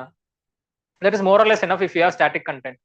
And anyways, the questions are around this only, no? திடீர்னு India நிக்கார்குவா relation பத்தி சொல்லுங்கன்னு சொல்ல மாட்டாங்க அவங்க. Unless of course UPSC wants to throw googly, but more or less it is about India-US relations, Shanghai Cooperation Organization, SEO. So yeah, for mains this is more than enough. For prelims, newspaper reading, heavy newspaper reading. IO's newspaper is a gold mine. Current affairs also, some compilation if you want, thematic compilations last 1 year IO order compilation, major treaties, major organizations, major happenings, major army exercises. இந்த மாதிரி broad cover பண்ணாலே போதும்.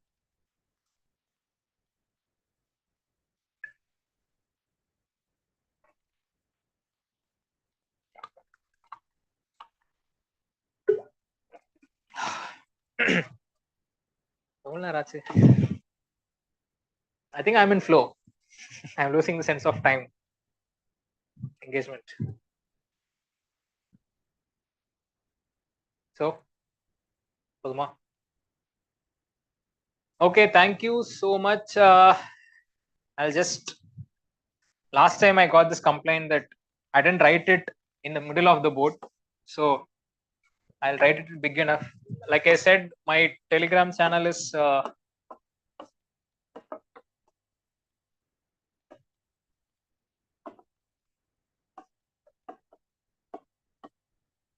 covering in camera, no? Okay, good.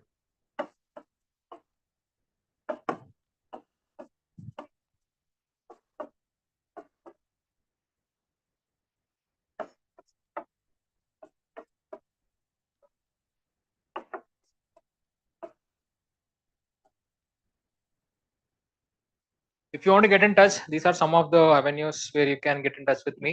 I'll be happy to help. I hope there is some value that I've added over the last few minutes. Best wishes. Thank you so much.